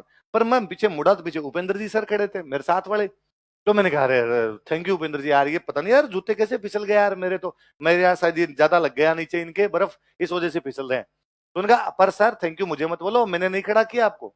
तो वो देखो आगे एक लंबा सा जा रहा है, उसने खड़ा किया। तो फिर मैं खड़ा करते क्यों, उसने आप खड़ा किया, खड़ा करते चल पड़ा, वो रुका ही नहीं। मैं इमेजिन करता हूँ कि यार भारत में यदि कोई ऐसे खड़ा करता, वो 10 मिनट तो मेरे से पूछता कि नन्हेरा कहाँ है, क्यों आए यहाँ पे, है ना, ध्यान से चला करो, ऐसे जूते क्यों पहने, कहां से लिए जूते, महंगे आ गए, इतने रुपए देने के थोड़ी होते हैं, कोई आराम से बंदा यूं इंटरेस्ट लेके बात करके जाता।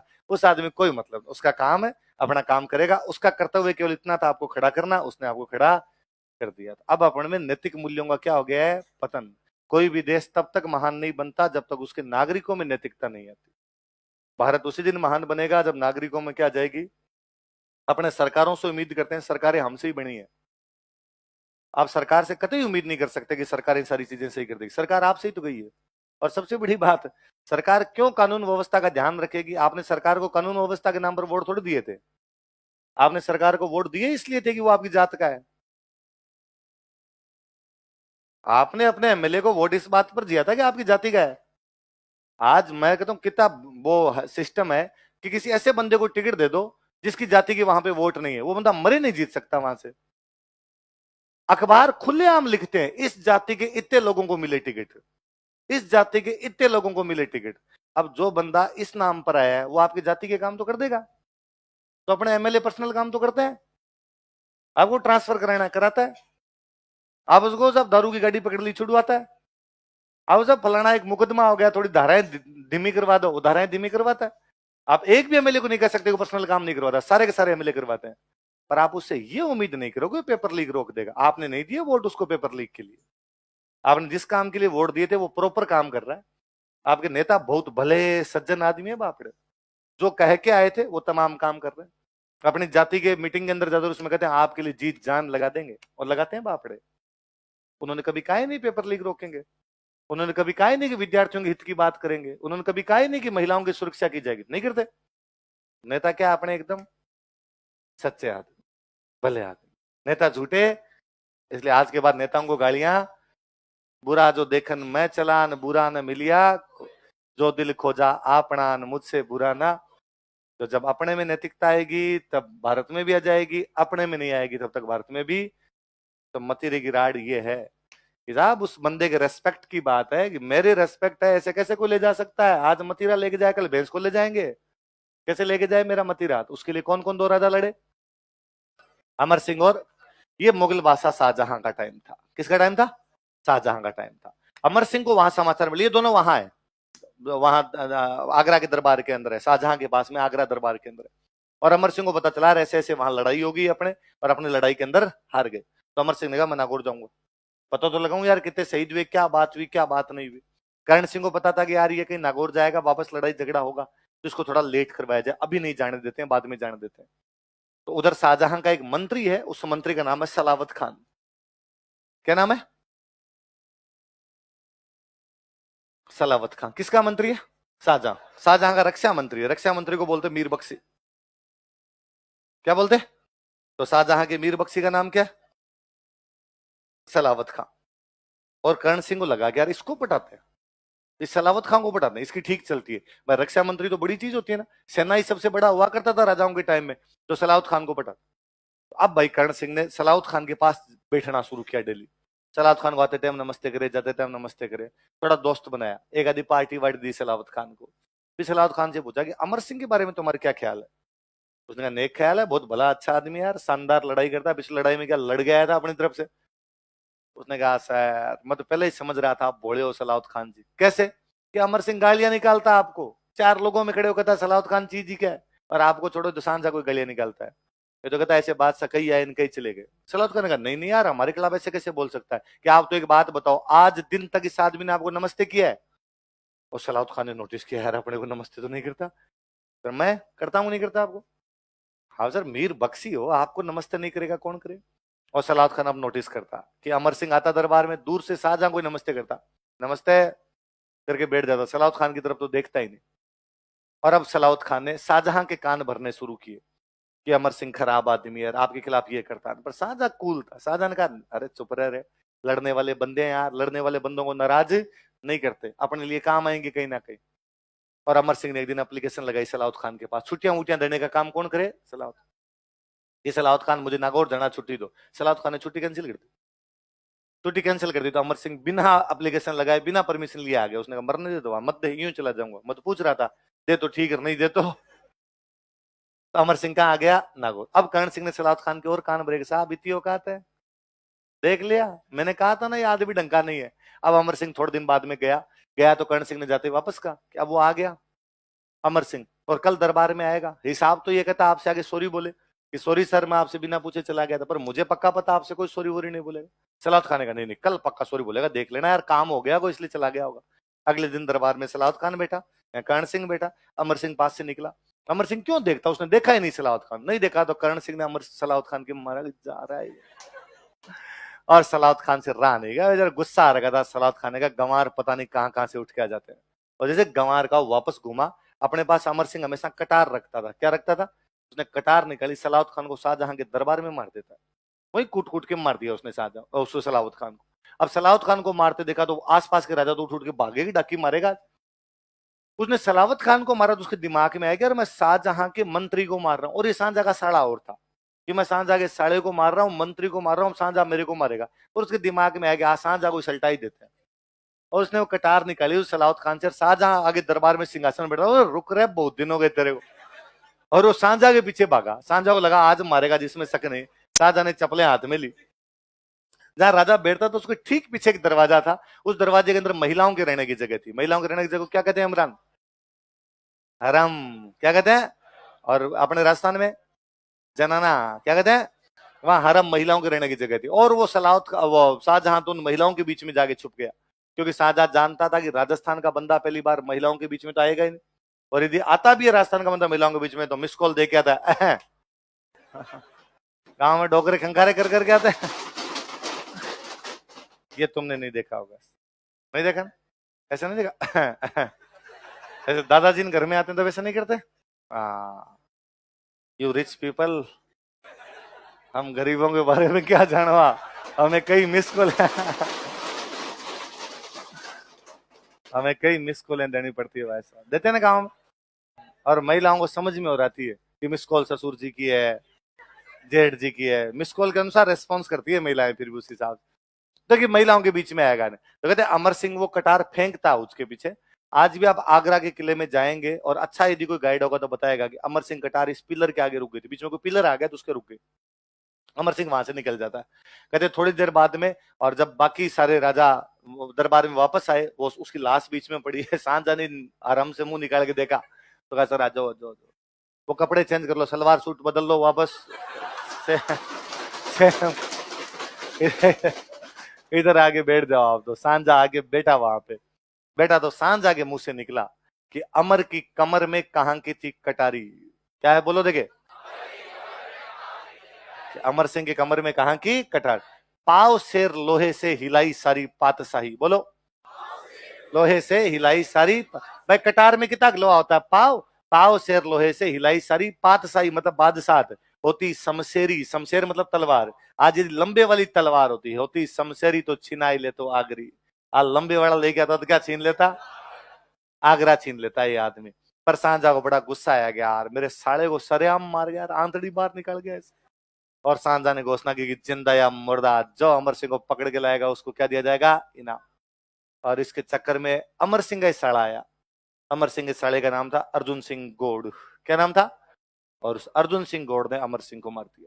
तो अमर सिंह की हत्या कौन कर देता है? अर्जुन सिंह। लिखो, नागौर में छतरी है अमर सिंह।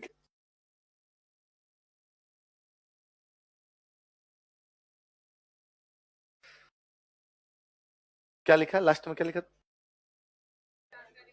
अच्छा आगे लाइन चेंज कर लिखो, लिखो शाहजहां के दरबार में, in court of Shahjahan, Shahjahan के दरबार में, हाँ शाहजहां के दरबार में, in court of Shahjahan, Amar Singh ने मीर बख्शी सलावत खान को मार दिया था। अमर सिंह मर्डर्ड मीर बख्शी सलावत खान। अमर सिंह ने मीर बख्शी सलावत खान को मार दिया था।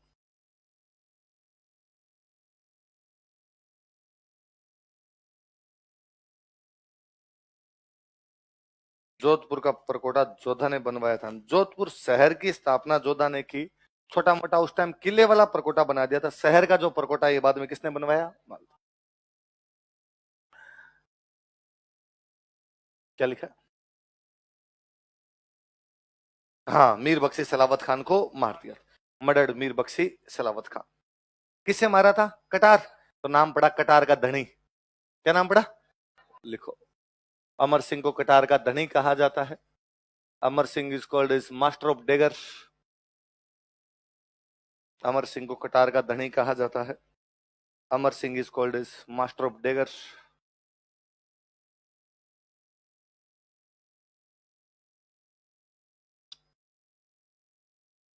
अमर सिंह की हत्या अर्जुन सिंह गौड़ ने कर दी थी। Amar Singh was murdered by Arjun Singh Gaur.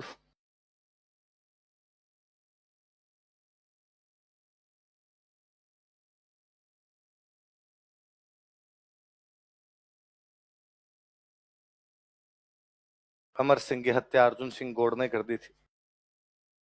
Amar Singh was murdered by Arjun Singh Gaur. Amar Singh की छतरी कहां पर है? नागौर। लिख लो, अमर सिंह की छतरी बराबर नागौर। Senator of Amar Singh.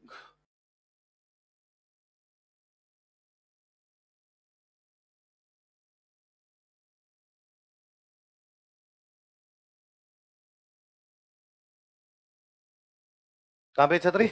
नागौर। अच्छा, अमर सिंह जिस दरवाजे से निकला था ना आगरा में, उस दरवाजे का नाम था बुखारा। क्या नाम था? देखो मैं और बताता हूं। ये मुगल थे ना, मुगल आए थे उज्बेकिस्तान से। मुगल कहां से आए थे? उज्बेकिस्तान देश है। तो मुगल बाबर एंड ये जो थे वास्तव में कहां के रहने वाले थे? उज्बेकिस्तान। उज्बेकिस्तान में एक शहर है बुखारा। क्या नाम है? मुगलों ने जब आगरा का किला बनवाया था, आगरा किले में एक दरवाजे का नाम रखा बुखारा दरवाजा। क्या नाम रखा? आप कभी उज्बेकिस्तान जाइए और आप जैसे बताएंगे ना आप इंडियन हो, वो बड़े राजी होकर कहेगा कि तुम पर हमने 500 साल राज किया है। 300 साल, 500 नहीं 300 साल। 1526 में हमारे बाबर ने जाकर तुम पर कब्जा किया था। 1857 की क्रांति तक बहादुर शाह जफर वहां पर बैठा था। हम मुगल, मुगल उज्बेकिस्तान। आपको मतलब ये थोड़ी देर में लगने लग जाएगा मैं भाग जाऊं यहाँ से। वो बार बार आपको एहसास दिलाएंगे कि तुम हमारे गुलाम थे। अपने नक्शे में बाकायदा बताएंगे कि उज्बेकिस्तान की टेरिटरी थी इंडिया, तुम हमारे गुलाम हुआ करते थे। तब मुझे कई बार और लगता है कि यार उज्बेकिस्तान इस बात पर प्राउड फील करता है आज भी कि मुगल हमारे थे और उन्होंने भारत में जाके क्या किया, राज।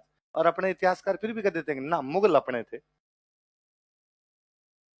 उनको प्राउड फील हो रहा है वहां बैठे बैठे। जहांगीर अपनी बुक में लिखता है मैं इस गंदे देश को छोड़ के वापस अपने देश जाना चाहता हूं।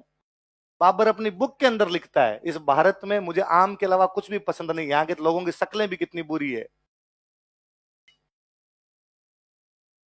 पता आम यहाँ के अच्छे हैं और कुछ भी अच्छे नहीं है। अपने किसी इतिहासकार को पूछो, उसको लगता है ऐसे नहीं बोल सकते भाई साहब। तो उस बुखारा शहर का नाम आलू बुखारा वहीं से है। बोले आलू बुखारा, बुखारा शहर है। तो वो आगरा किले का वो दरवाजा जहां से अमर सिंह निकला था उसका नाम क्या? पर बाद में अमर सिंह निकला इसलिए दरवाजे का नाम क्या हो गया? अमर सिंह। शाहजहां ने वो दरवाजा बंद करवा दिया। शाहजहां का दरवाजा बंद करो, आज अमर सिंह निकला करो कोई फमर सिंह और निकल जाए कोई, ये दरवाजा खुलना ही नहीं। 1809 में एक अंग्रेज इस दरवाजे को खोलता है। अंग्रेज का नाम था जॉर्ज स्टील। क्या नाम था?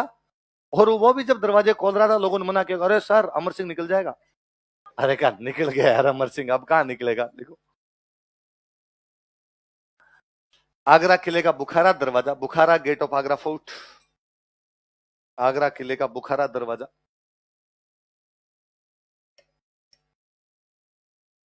बुखारा gate of Agra fort. Agra किले का बुखारा दरवाजा अमर सिंह दरवाजा कहलाता है, is called as Amar Singh gate. Amar Singh दरवाजा कहलाता है, is called as Amar Singh gate.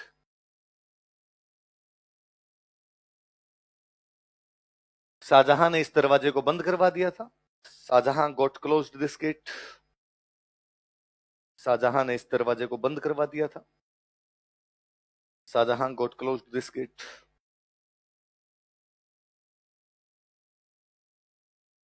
1809 ईस्वी में इन 1809 एडी 1809 ईस्वी में इन 1809 एडी जॉर्ज स्टील ने इस दरवाजे को खुलवाया था। George Steel got open this gate. अंग्रेज अधिकारी है ना जॉर्ज स्टील। जॉर्ज स्टील ने इस दरवाजे को खुलवाया था। George Steel open this gate.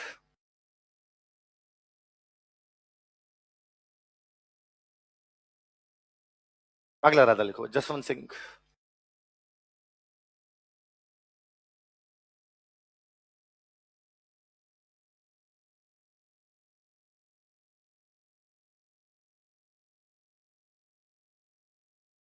अगला राजा कौन है? जसवंत सिंह राजा बना तो कुछ ज्यादा एज थी नहीं, 11 साल की उम्र में राजा बन गया था।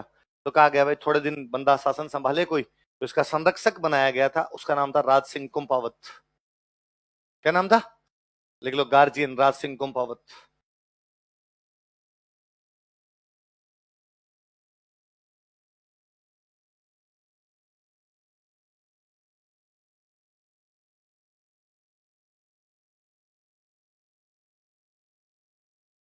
क्या नाम था? राज सिंह कुंपावत। किसका संरक्षक है? ये सवाल पूछा हुआ, स्टार लगाओ। संरक्षक किसको बनाया गया? किसको बनाया गया था? राज सिंह को। अरे इसकी बंदे की कहानी तो और बड़ी जोरदार। कहते हैं कि भाई जसवंत सिंह एक बार बीमार हुआ, तो अब राजा की रक्षा की संरक्षक का मतलब क्या? रक्षा करना। राजा जसवंत सिंह बीमार हो गए। एक बार बीमार हुए तो कहा कि वैद्य जी को बुलाओ, भाई बिस्का धीराज बुलाए, दवाइयां दो, दवाइयों से ठीक ही। तो गांव में अपने अभी तक भी होता है कि दवाइयों से ठीक नहीं हो रहे तो कोई शाणे भोपे के पास लेके जाओ, देवी देवता का कुछ ना कुछ हो गया तो देवी देवता वाला करवाया, उससे भी ठीक ही नहीं। तो कोई तंत्र मंत्र करवाओ, तो कोई एक तांत्रिक बुलाया। उस तांत्रिक ने बुलाया, मैं ठीक तो कर दूंगा, इसमें भूत है तुम्हारे राजा में, मैं इस भूत निकाल दूंगा इस राजा का, लेकिन उसके लिए काम करना पड़ेगा। बताओ क्या करना है? बलि देनी पड़ेगी। क्या देनी पड़ेगी? आगे दे देंगे यार, बकरा कहाँ काटना है बता दो। अरे बकरा नहीं काटना तो पाडा काट देंगे, पाडा नहीं काटना तो का नर बलि, मनुष्य की बलि देनी पड़ेगी। हाँ तो दे देंगे, उसमें क्या बड़ी बात। ना ना, ऐसे नहीं तुम किसी को पकड़ के लेके जाओगे काट लो, बंदा अपनी मर्जी से आना चाहिए। तो हाँ मर्जी से आ जाएगा। ना ना ना, वो तो तुम ये भी कर सकते हो, किसी को पैसे दे दोगे, कोई बूढ़ा ठड्डा आदमी हो और पैसे दे दो और घर वालों को दोगे, वैसे तुम्हारा बाप तो मरने वाला ही है, तुम इसकी नरबली दिलवा दो तो तुम्हें पे रुपए मिल जाएंगे। राजा के बराबर पावर का आदमी हो, मर्जी से आगे कहे मेरी गर्दन काटो, तो राजा बचेगा, वरना तुम्हारा राजा बचेगा। अब दिक्कत है, बराबर वाला आके तो कौन गर्दन कटवाए?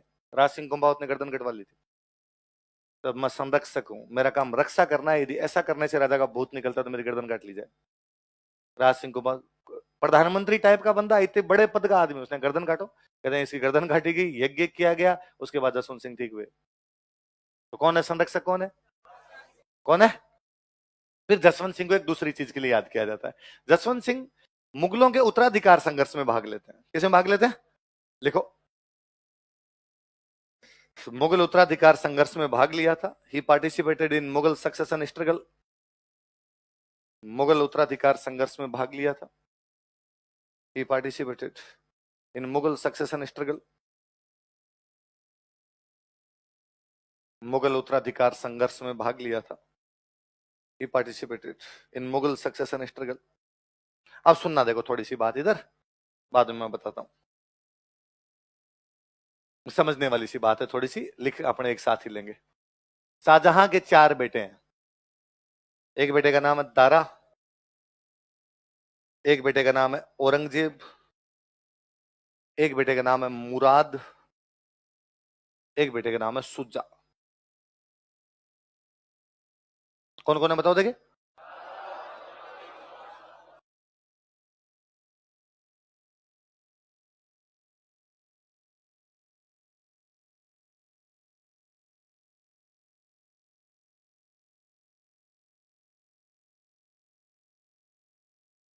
इन चारों बेटों के बीच में 5 लड़ाइयां हुई। चारों बेटों के बीच में कितने युद्ध हुए? कौन कौन से? बहादुरपुर का युद्ध, धर्मत का युद्ध, सामूगढ़ का युद्ध, खजुआ का युद्ध और दोराई। क्या हुआ सुनना, देखो बात। 1656 के आसपास की बातें, खबरें फैली कि शाहजहां बीमार है और मरने वाला है। मंत्रियों ने आके शाहजहां से पूछा कि बादशाह सलामत, कल को खुदा ना खास्ता कुछ आपके हो गया, अगला बादशाह किसको बनाना है? उसने कहा दारा। किसको बनाना? ये समाचार मिला कि शाहजहां ने अपना अगला उत्तराधिकारी किसको घोषित कर दिया। इसमें तीनों भाई नाराज हुए, औरंगजेब, मुराद और उनका कौन होते हैं पिताजी बनाने वाले? ये तो हम चारों भाई बाप के मरने के बाद लड़ेंगे, एक भाई बाकी भाइयों को मार देगा, जो जिंदा बचेगा वो क्या बनेगा? राजा।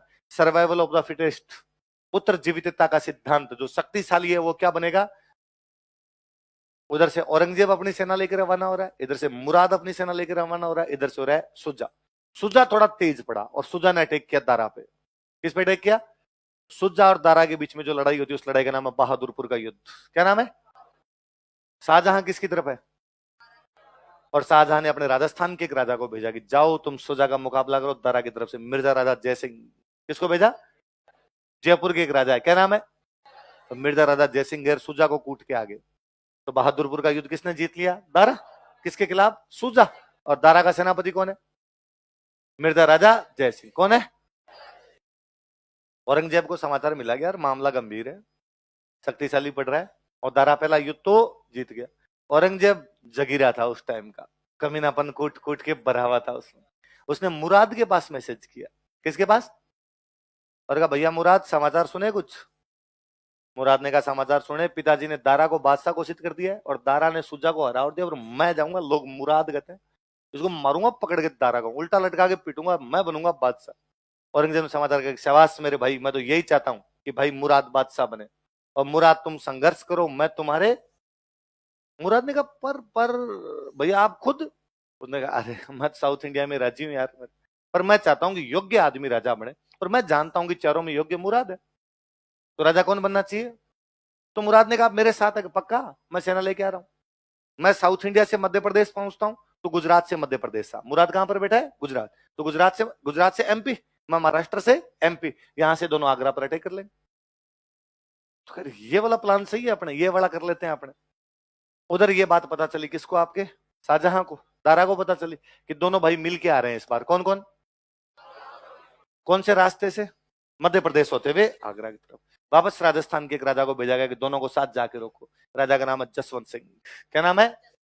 और कहा मध्य प्रदेश में जाके मालवा में रोको उनको। कहां पे रोको? उसने क्यों रोकूं, क्यों जाऊं, नहीं जा रहा मैं, हमारा क्या लेना देना, तुम्हारी लड़ाई है। और शाहजहां ने कहा कि राजा मैं तुम्हें मालवा दूंगा। क्या दूंगा? मालवा बहुत पैसे वाली जगह थी, मालवा माल की जगह थी, माल ज्यादा आता था वहां से भाई साहब, इसलिए मुगल बादशाह मालवा किसी को देते नहीं थे। मालवा और गुजरात दो बहुत भयंकर पैसे वाली जगह थी। उसने कहा मैं मालवा दूंगा। जसवंत सिंह का फिर ठीक है जा रहा हूं मैं, तो सेना तैयारी कर ली। इसलिए जसवंत सिंह दोनों को रोकने के लिए गया। किस किस को? मुराद और औरंगजेब। कहां रोकने के लिए जा रहे हैं? मालवा में, उस जगह का नाम है धर्मत। क्या नाम है? तो धर्मत में कौन कौन दो भाई मिलके आ रहे हैं? रोकने के लिए कौन आ रहा है? और जसवंत सिंह साथ एक सेनापति और है कासिम खान। कौन सेनापति है? अब सेनाएं आमने सामने आके पड़ी है। औरंगजेब के समझ में आ गया कि मारेगा जसवंत सिंह, जिसमें शक नहीं है, सेना बड़ी है इसकी और हारेंगे, और दिमाग था उस आदमी। उसने कासिम खान के पास मैसेज किया कि कासिम खान मैंने सुना आजकल तुम हिंदू बन गए हो। कासिम खान का दिमाग खराब है, मैं अपना धर्म क्यों बदलूंगा, मुसलमान ही हूं मैं। काहे कि मुसलमान हो रहे, तुम दारा का साथ देते हो, दारा तो हिंदू है, हिंदू का साथ देने वाला हिंदू है। उसने कहा दिमाग खराब है तेरा, तू औरंगजेब मुसलमान है, तेरा भाई दारा भी तो मुसलमान ही है। उसने कहा मैं मुसलमान हूं, दारा नहीं है। और दारा था भी थोड़ा लिबरल, संस्कृत पढ़ता रहता सारा दिन, बैठा बैठा वेद उपनिषद पढ़ता रहता, जनेऊ वनेऊ डाल लिया करता, उस टाइप का आदमी था। पंडित जी के साथ रहता, तिलक लगा लिया करता। और कहा सारे दिन तो पंडित जी के पास बैठा बैठा वहां पे ओम भूर भुव स्व गाता रहता है, और तू कह रहा है वो हिंदू है और मुसलमान है। और फिर तू बता, अभी पिछला जो तुम्हारे युद्ध हुआ था बहादुरपुर, उसमें उसका सेनापति कौन था? मिर्जा राजा जयसिंह। अभी जो युद्ध हो रहा है इसमें तुम्हारा सेनापति कौन है? कि जसवंत सिंह। ये कौन है सारे? और कासिम खान ने कहा भाई यार तुम तो पत्ते की बात बता दी, ये तो सच में सब मिले हुए हैं। और कासिम खान युद्ध से एक दिन पहले अपने 30,000 सैनिकों को लेकर औरंगजेब से मिल गया। 30,000 फौजी लेके किससे मिल गया? उसने औरंगजेब से जाके संधि कर ली कि मैं औरंगजेब की तरफ हूं। अब किसी सेनापति का उधर जाना केवल सेना का लॉस नहीं है, एक लॉस तो ये कि आपके 30,000 कम, दुश्मन के 30,000 ज्यादा। फिर इससे भी बड़ा लॉस है, आपकी पूरी प्लानिंग भी तो बताएगा वो। आपने उसके साथ बैठ के तय किया था इतने हथियार हैं, इतने में लड़ना है, इतनी कम है, अपनी कमजोरियां भी तो पता है उसको, उसने सारी जाके बताई। पर जसवंत सिंह फिर भी लड़ता उस युद्ध के अंदर, भयंकर लड़ता धर्मत वाले। जसवंत सिंह खुद घायल हो जाता बहुत भयंकर तरीके से। जब घायल हुआ तो जोधपुर वाले मंत्री गए और जोधपुर वाले मंत्री ने कहा, राजा तू क्यों मर रहा है रे, ये लड़ाई इन भाइयों भाइयों की है, तू बाहर चल। जसवंत सिंह ने कहा, नहीं नहीं यार, मैं युद्ध छोड़ के कैसे जा सकता हूँ। जोधपुर वाले मंत्री जबरदस्ती उठा के लाए, बाहर चल, नहीं लड़ना। तो धर्मत वाले युद्ध में औरंगजेब और मुराद जीत जाते हैं। कौन जीत जाते हैं? औरंगजेब और मुराद। कहते राजा जसवंत सिंह घायल हो गए, जब वापस आया तो राजा की रानी है जसवंत दे, क्या नाम है, उसने कहा ऐसे बेलखने पति का तो मुंह नहीं देखूं। उसने किले के दरवाजे बंद किए। तुम हार के वापस कैसे आ सकते हो? मंत्रियों ने कहा कि अरे हार के नहीं आया, हम पहले बीच में उठा लाए थे इसके, ये मर जाता वहां पे। रानी ने कहा मर जाता तो ठीक था, मेरे जैसे मुंह नहीं देखे जाए। फिर जैसे तैसे करके राजा ने हाथा जोड़ी की कि अंदर तो आने दे माता, बाहर ही क्यों खड़ा कर रखा है। तब रानी ने अंदर आने दिया, तो भी कहते रानी ने बेइज्जती की राजा की। और राजा जब खाना खाने के लिए बैठे तो रानी ने वो नौकरानी थाली लेके आई, सोने चांदी के बर्तन लेके। और रानी ने कहा अरे अरे वो सोने चांदी वाले बर्तनों मत ला, कोई कागज के कोई बर्तन हो तो उनमें ला के दे। तो राजा ने कहा कागज के कौन से बर्तन होते हैं उनमें क्यों ला के देने में क्यों नहीं ला के दे, कि ये सोने चांदी की तो बर्तन आपस में भिड़ेंगे भिड़ेंगे तो बजेंगे, और बजेंगे तो आपको डर लगेगा, क्योंकि वहां तलवारें बज रही थी तभी तो आए थे आप वापस। राजा ने कहा चिल, आज के बाद किसी भी युद्ध में से ऐसे वापस, तब जाके राजा को बैठे रहने दिया था। तो कौन से राजा के लिए दरवाजे बंद किए गए? कौन से युद्ध से वापस आया तब? रानी का नाम भी क्या है? दोनों जसवंत है, राजा भी जसवंत और रानी भी नवजोत सिंह सिद्धू, नवजोत कौर सिद्धू। नवजोत सिंह सिद्धू की रानी का नाम, वो रानी का पत्नी का नाम क्या है? नवजोत कौर सिद्धू। वैसे दोनों के नाम ही जसवंत जसवंत थे। अब भाई इधर औरंगजेब जीत गया, आपका धर्मत का जीत गया। तो औरंगजेब ने कहा अटैक आगरा की तरफ। तो दारा बेचारा खुद आता है सामने लड़ने के लिए, सामूगढ़। कौन सा युद्ध लड़ता है? सामूगढ़। और सामूगढ़ में औरंगजेब फिर जीत जाता है। सामूगढ़ में जैसे औरंगजेब जीता, दारा भाग के चला गया गुजरात। कहां चला गया? औरंगजेब मुराद के साथ मिलकर आगरा पे करता है कब्जा। आगरा पे कब्जा करके शाहजहां को करता है गिरफ्तार, मुराद को अंडरग्राउंड में ले जाके मारता है और खुद बनता है बादशाह। उसने मुराद को कहा कि नाम मुराद और उसने किसको मार दिया? मुराद। खुद क्या बन गया? बादशाह। अब स्थितियां क्या है? मुराद मर गया, औरंगजेब कहां बैठा है? आगरा। दारा कहां बैठा है? गुजरात। और आपके उधर सुजा कहां बैठा? आपका बंगाल। सुजा वापस बंगाल में हार हुर के उधर बंगाल के अंदर ही बैठा हुआ। जैसे सामूगढ़ युद्ध जीत के आगरा पे कब्जा किया, राजस्थान का एक राजा फट सबसे पहले जाके औरंगजेब से बातचीत कर लेता है, मिर्जा राजा जय सिंह। कौन कर लेता है? उसने कहा ठीक है भाई, पहले हम दारा की तरफ थे, लेकिन तब दारा बादशाह था, अब बादशाह तू है, तो हम किसकी तरफ आ गए तेरे। उसने कहा तू नहीं, जसवंत सिंह को ला मेरी साइड में। किसको लेके आ? तो जसवंत सिंह के पास आया और उसने जसवंत सिंह को आगे कहा कि जसवंत सिंह यार अपना क्या लेना देना है, पहले दारा की तरफ लड़ रहे थे, कोई बात नहीं, औरंगजेब से संधि कर लेते हैं। तो सामूगढ़ युद्ध के बाद मिर्जा राजा जय सिंह उसकी तरफ, और किसको ले गया? जसवंत सिंह। अब जसवंत सिंह को ले गया, जसवंत सिंह वापस जोधपुर आ गया संधि करके। गुजरात में कौन बैठा हुआ आपका? दारा। कौन बैठा है? तो जसवंत सिंह ने दारा को मैसेज किया कि दारा लड़ाई की तैयारी कर, मैं तेरा साथ दूंगा। ये बात औरंगजेब को पता चली कि किसका साथ देने का प्रयास कर रहा है? दारा का साथ देने का प्रयास कर रहा है। तो उसने जसवंत सिंह को कहा कि अरे यार ऐसे क्या कर रहा है? जसवंत सिंह का नहीं नहीं नहीं, मैं तो तेरे तरफ हूं, चिंता मत कर तू अपने आप में। पर वो फिर दारा से बातचीत करे कि दारा तुम मेरा साथ, तुम लड़ाई की तैयारी कर ले, हम तेरे साथ खड़े हैं। पर दारा बेचारा कुछ समझ ही नहीं पाया कि क्या करना है क्या नहीं करना। इतने में सुजा ने अटैक कर दिया औरंगजेब पे। कौन अटैक कर देता है? इस बार अगला युद्ध था खजवा। कौन सा युद्ध है? और औरंगजेब जसवंत सिंह को कहा कि तू मेरी तरफ आ लड़ाई करने के लिए। तो जसवंत सिंह औरंगजेब की तरफ से कौन सा युद्ध लड़ने के लिए गया? किसकी तरफ से? किसके खिलाफ? पर जसवंत सिंह को बड़ा बुरा लगे कि अरे यार इस औरंगजेब का साथ देंगे, थोड़े दिन पहले इसके खिलाफ थे, अब इसका साथ देंगे। पर युद्ध से पहली रात को, और उसको याद आया कि मेरे धर्मत वाले युद्ध में पहली रात को औरंगजेब ने अपनी तरफ किसको मिला लिया था? कासिम खान। और इस चक्कर में हम हारे थे। वो पहली रात को सुजा के पास चला गया और सुजा को जाकर, सुजा मैं तेरी तरफ हूं।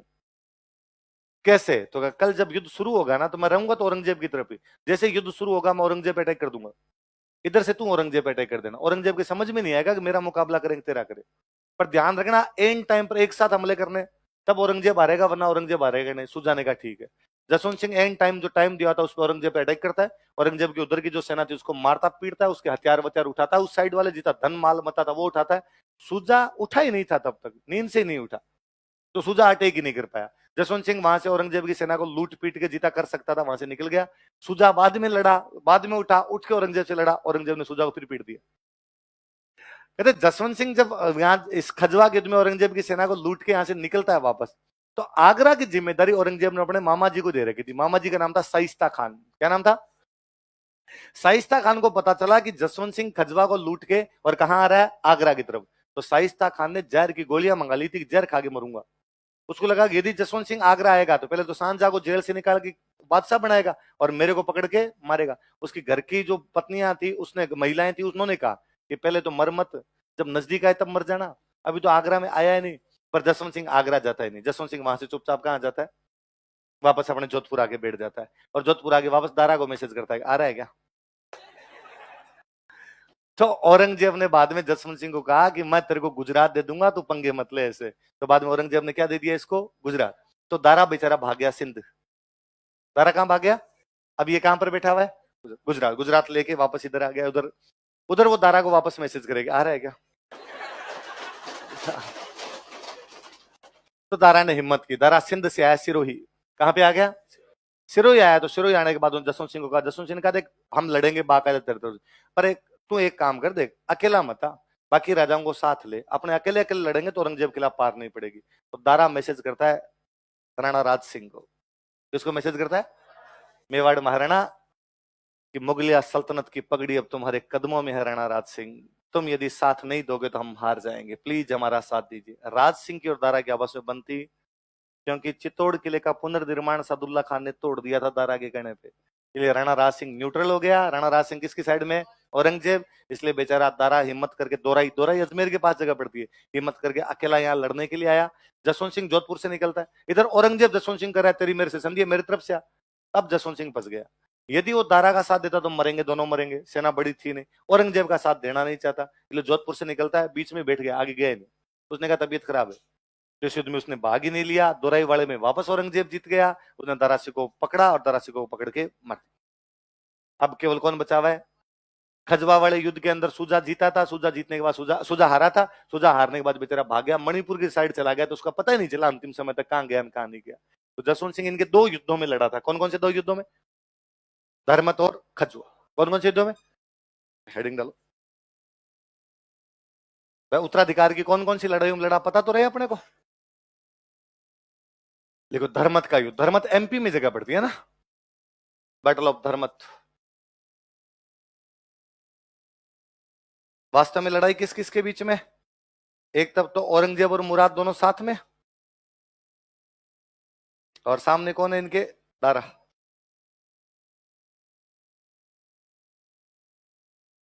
और दारा के सेनापति कौन कौन है, जसवंत सिंह और कासिम खां।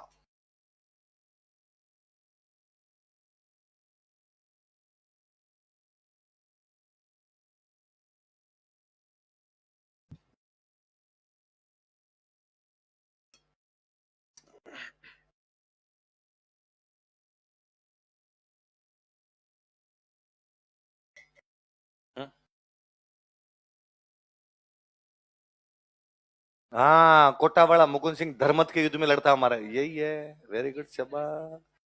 किसकी तरफ लड़ेगा तुम बताओ, किसकी तरफ से लड़ाई तुम कहोगे उसकी तरफ से लड़ा देंगे। है दारा, राजस्थान के सारे राजा दारा की साइड थे, राज सिंह को छोड़ के। भाई बादशाह से संधियां थी, बादशाह जिधर कहेगा उधर से जाएंगे। बादशाह कौन है, सांझा। सांझा किसकी तरफ है, दारा, तो अपने वाले भी दारा। उतार लिया, लिखो। कासिम खान ने दारा सिकों से विश्वासघात किया। कासिम खान बिट्रेड दारा सिको, या दारा, खाली दारा ही लिख लो। कासिम खान ने दारा से विश्वासघात किया। कासिम खान बिट्रेड दारा।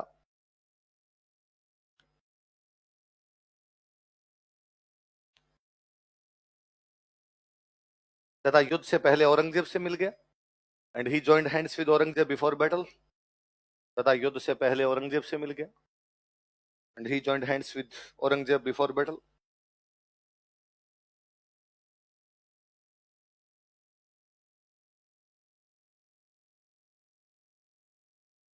अगला लिखो, युद्ध में औरंगजेब की जीत हुई, औरंगजेब वॉन दिस बैटल। युद्ध में औरंगजेब की जीत हुई, औरंगजेब वॉन दिस बैटल।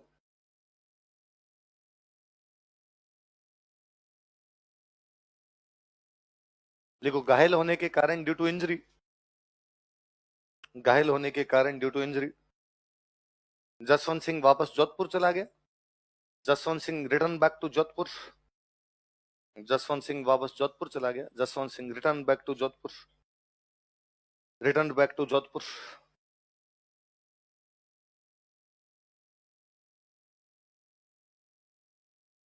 इसकी हाड़ी रानी जसवंत दे ने किले के दरवाजे बंद कर दिए थे।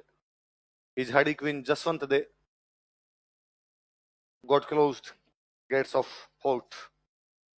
इसकी हाड़ी रानी जसवंत दे ने किले के दरवाजे बंद कर दिए थे। His hardy queen Jaswant they got closed gates of fort। Hadi Rani Jaswant दे ने किले के दरवाजे बंद कर दिए थे।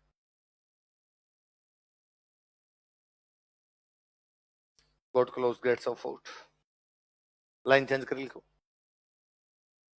सामुगढ़ युद्ध को जीतने के बाद, after victory in battle of Samugarh, Samugarh युद्ध में जीतने के बाद, ये सामुगढ़ आप उसमें पढ़ लोगे, मिडिवल इंडियन हिस्ट्री पढ़ोगे ना तब पढ़ लोगे। सामुगढ़ युद्ध में जीतने के बाद, सामुगढ़ आगरा के पास यूपी में जगह। सामुगढ़ युद्ध जीतने के बाद, after victory in battle of Samugarh, Aurangzeb Mughal बादशाह बन गया। Aurangzeb became Mughal emperor. औरंगजेब मुगल बादशाह बन गया।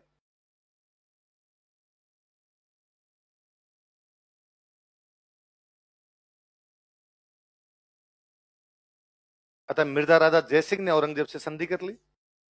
सो Mirza Raja Jaisingh concluded treaty with Aurangzeb. ये सवाल पूछा हुआ, स्टार लगाना। राजस्थान का कौन सा राजा औरंगजेब की तरफ गया था सामुगढ़ युद्ध जीतने के बाद? कौन गया था? मिर्जा राजा जयसिंह। जयपुर का राजा है ना, तब जयपुर को आमेर बोलते थे। मिर्जा राजा जयसिंह ने औरंगजेब से संधि कर ली। Mirza Raja Jaisingh concluded treaty with Aurangzeb. Mirza Raja Jaisingh ने औरंगजेब से संधि कर ली तथा वह जसवंत सिंह को औरंगजेब के पक्ष में लेकर आया। And he brought Jaswant Singh in favour of Aurangzeb. तथा वह जसवंत सिंह को औरंगजेब के पक्ष में लेकर आया। And he brought Jaswant Singh in favour of Aurangzeb.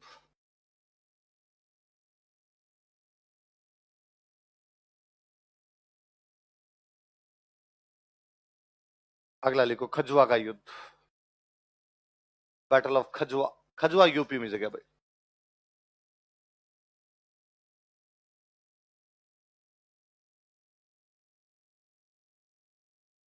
ये किस किस के बीच में हो रहा है? औरंगजेब और सुजा।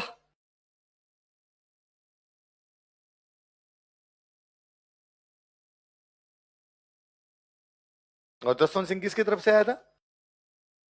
औरंगजेब की तरफ से ना, याद रखना। एक में औरंगजेब के खिलाफ और एक में औरंगजेब की तरफ से आया, लेकिन वही औरंगजेब का सेना लूटता ही है।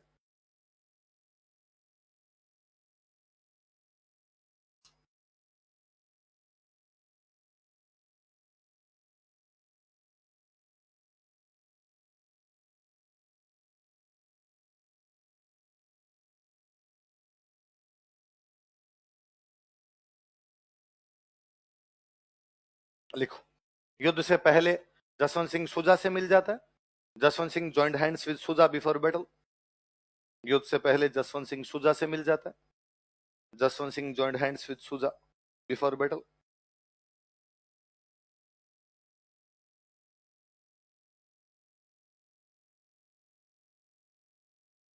युद्ध से पहले जसवंत सिंह सुजा से मिल जाता है।